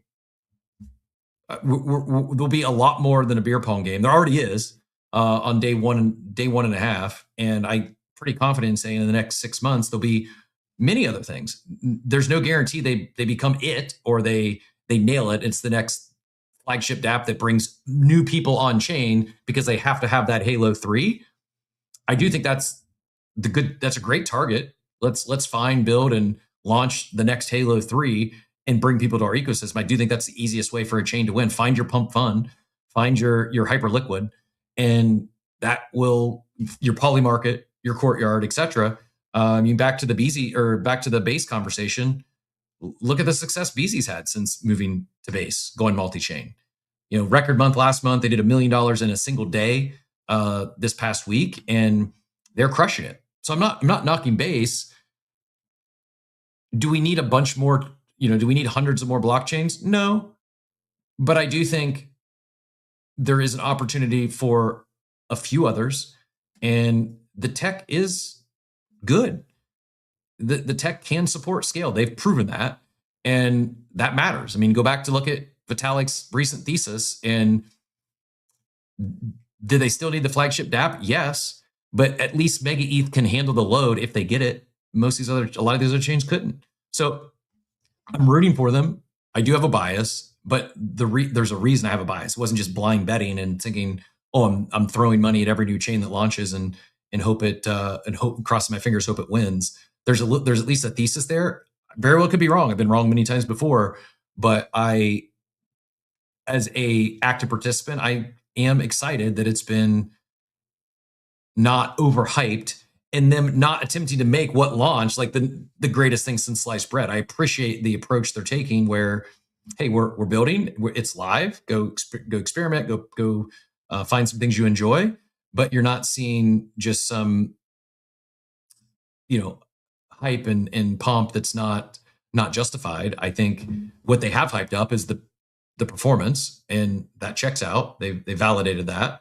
And I'm rooting for them. I hope we see more of this stuff. Not just rooting for MegaETH. I'm rooting for, more importantly, new novel dApps, new flagship products that not only capture the attention of those of us here, the active participants on CT, but bring in new users. And with the tech being abstracted, the tech being hidden, and they don't even realize they're on chain until they do. Go ahead, Ben, take us home. Yeah, I think when it comes to them positioning a lot on this perspective of, hey, we are super efficient. I guess we gotta also address what are you trying to attract? What type of capital? Because for instance, Cardano has billions of capital and it's mostly parked on a few dApps and it doesn't move. And it might even have way more capital than some chains that have higher DEX volume, right? And I guess the question is why? So for Solana, I think Solana has been very, very, very attractive for mercenary capital. Let's call it that type of capital that can move from that whatever those games that were coming out, jail, whatever, weed game, to all these pump fund stuff is just mercenary capital. So unless they're trying to beat Solana heads on, I'm not sure it even makes sense for them to position themselves too much as, this high performing thing, because then you got to compete with community building, the marketing, and all these stuff that John also mentioned, that I'm not sure they are there to compete with Solana. You can have a great place that is super fast, but it's empty because you don't have capital running and playing around there, So I think they really need to figure out is flagship dApp situation, regardless if that's a dApp that is more suited for mercenary capital or not. But I guess that got to be the first thing, because it doesn't make sense to push both sides super niche into games and also like, hey, we just are the fastest blockchain, the most performant, the cheapest, yada, yada, yada, yada. If people aren't necessarily looking for that, or their people don't necessarily care about that, because if you're just playing some regular games, maybe you don't need all that speed and all that performance. Maybe that money could be spent elsewhere. So what are they trying to attract exactly? And that's also one of the confusions for me, because it feels like it's trying to tackle everything. And I haven't seen big success cases coming after we've ultra commoditized blockchains to the extent that if you have $2,000, you can launch your own blockchain in 15 minutes while taking a walk. You know what I mean? And yes, what are they going for really? That's one thing I'm trying to figure out so we can know how to best position there. Otherwise, it could be too much confusion and then you don't understand what the chain is even trying to be an expert on. Like, and for instance, I don't know, like, let's not take other chains into consideration right now, but yeah, I'm gonna leave it here. Yep, nope, fair, all fair, all valid points. I am. We got to see Oxy coming back up, so we'll he can get in for final thoughts. The one thing two things quickly we didn't, I don't think maybe hit on in passing. We're talking about consumers. Even like Hit One, it's launching on the App Store. That's important. If you want to attract consumers, it's going where the people are. And the reality is the App Store has more distribution than probably all blockchain portals combined. And then quick flyover, we talked about it earlier, but just a quick update on netizens.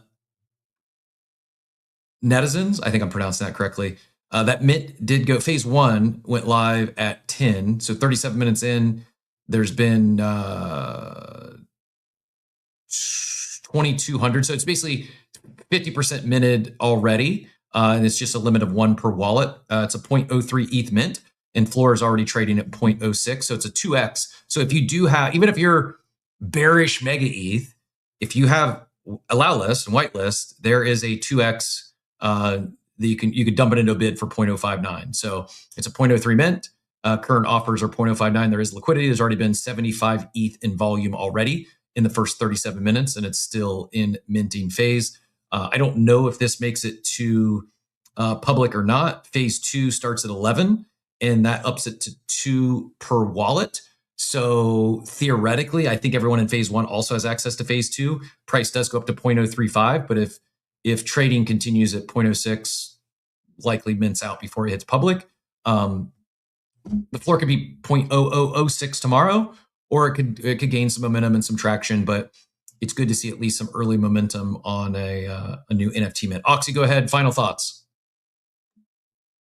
Yeah, apologies. I know you're trying to close out here, and I did miss the conversation earlier with Jonah, but speaking to like who they're trying to target, I think we're probably thinking about this a little incorrectly, I guess, the conversation currently, because I mean, in reality, I think the only blockchain right now that can handle institutional, the level, if you want to bring stocks on chain and commodities on chain to the level of the traditional stock market, there's only one chain that can really handle that level of volume and the speed that is needed there. So, and then like, I think similarly for on the gaming conversation as well, like if you truly want an on-chain game that's fully on-chain, I don't think there's another chain right now that's performant enough to handle that kind of a thing.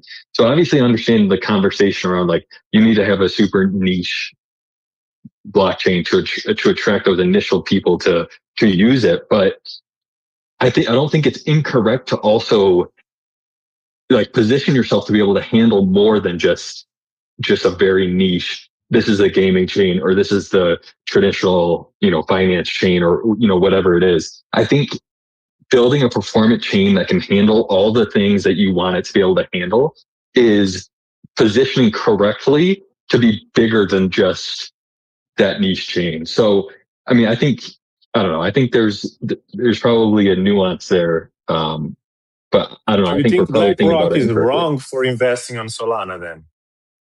Yeah, I mean, I think just based on the numbers and the throughput that MegaETH can put out versus what is needed out of Solana, I don't think Solana can handle it right now. So why do you think BlackRock, JP Morgan, Goldman Sachs, Fidelity, and all that are so like? How do you justify that? People that move over $26 trillion combined. How do you justify that? I don't think all those companies are investing like that. In what capacity are you talking about? I mean, BlackRock has initiatives like Securitize, Builder, and Ondo Finance, and they just held a summit in NYC. You had the presence of all these companies I mentioned, plus 50 other more. And I can provide you the info, or you can just go on Ondo Finance right now and find that. And they have like the video Well, about just because the product is available on that chain doesn't mean that that's like where they're positioning everything.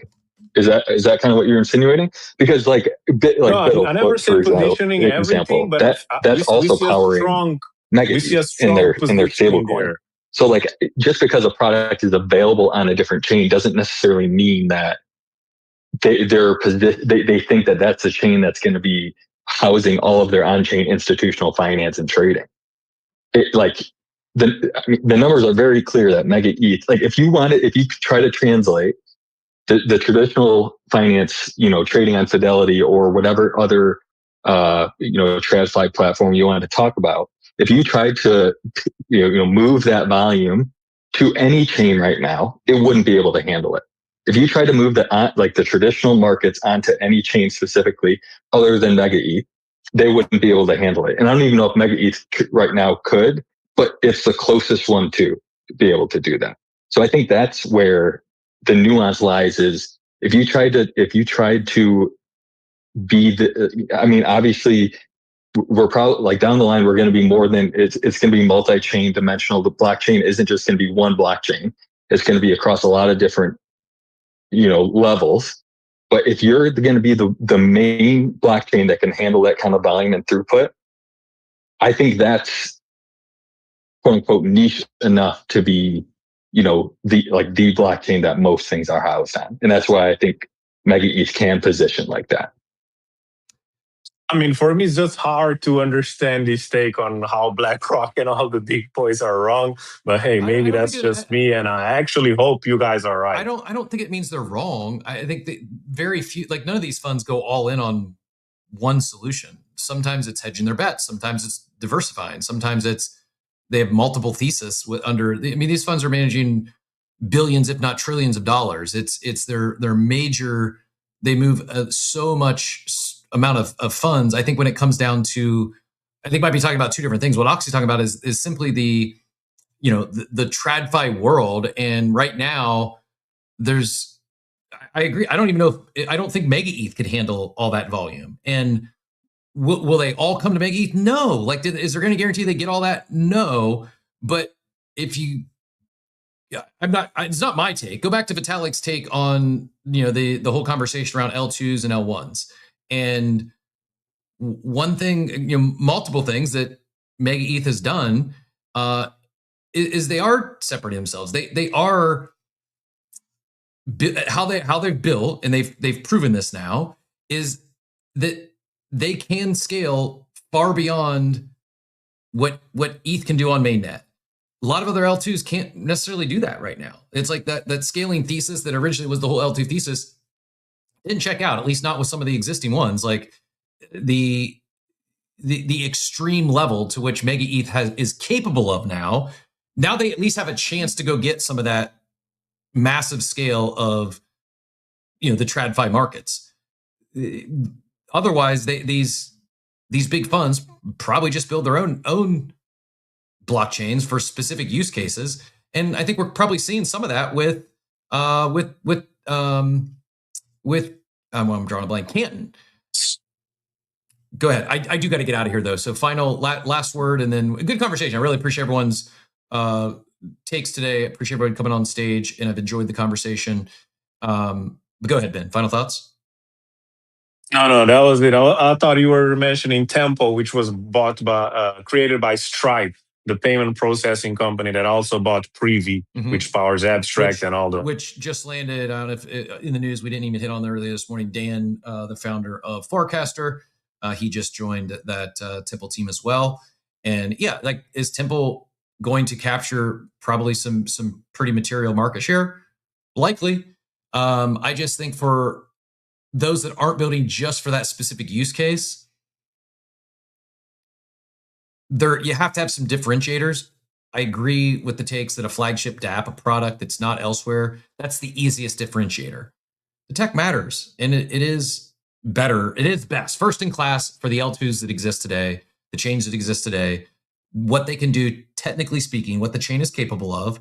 It is a differentiator. Might it matter? I don't know. I think it might. It might not. But at least you can connect some dots to seeing why it might matter, and that it is a differentiator from even, from the Solanas, certainly the bases, any of the other L2s of the world. They have the ability to do things that those other can't. And yes, I know some could question the decentralization and the multi-sig.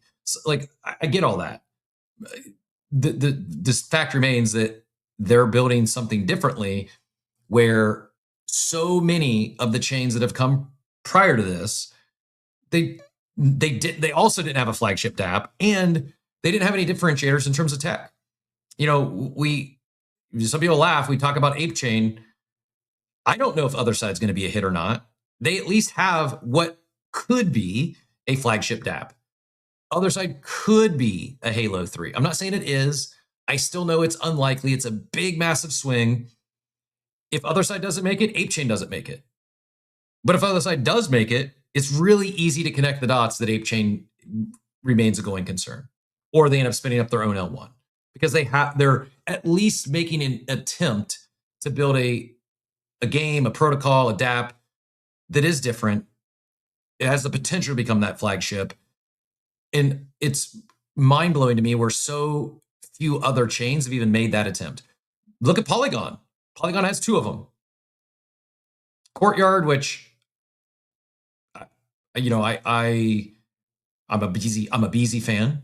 Former partner of the show, former sponsor of the show. We did a short-term campaign. They're not paid to say this today. I'm a fan of the team and how they're building. I'm rooting for Beezy. But the reality is, without Polymarket, what is Polygon today? I don't know. But they have Polygon, or excuse me, Polygon has Polymarket. It's a huge differentiator.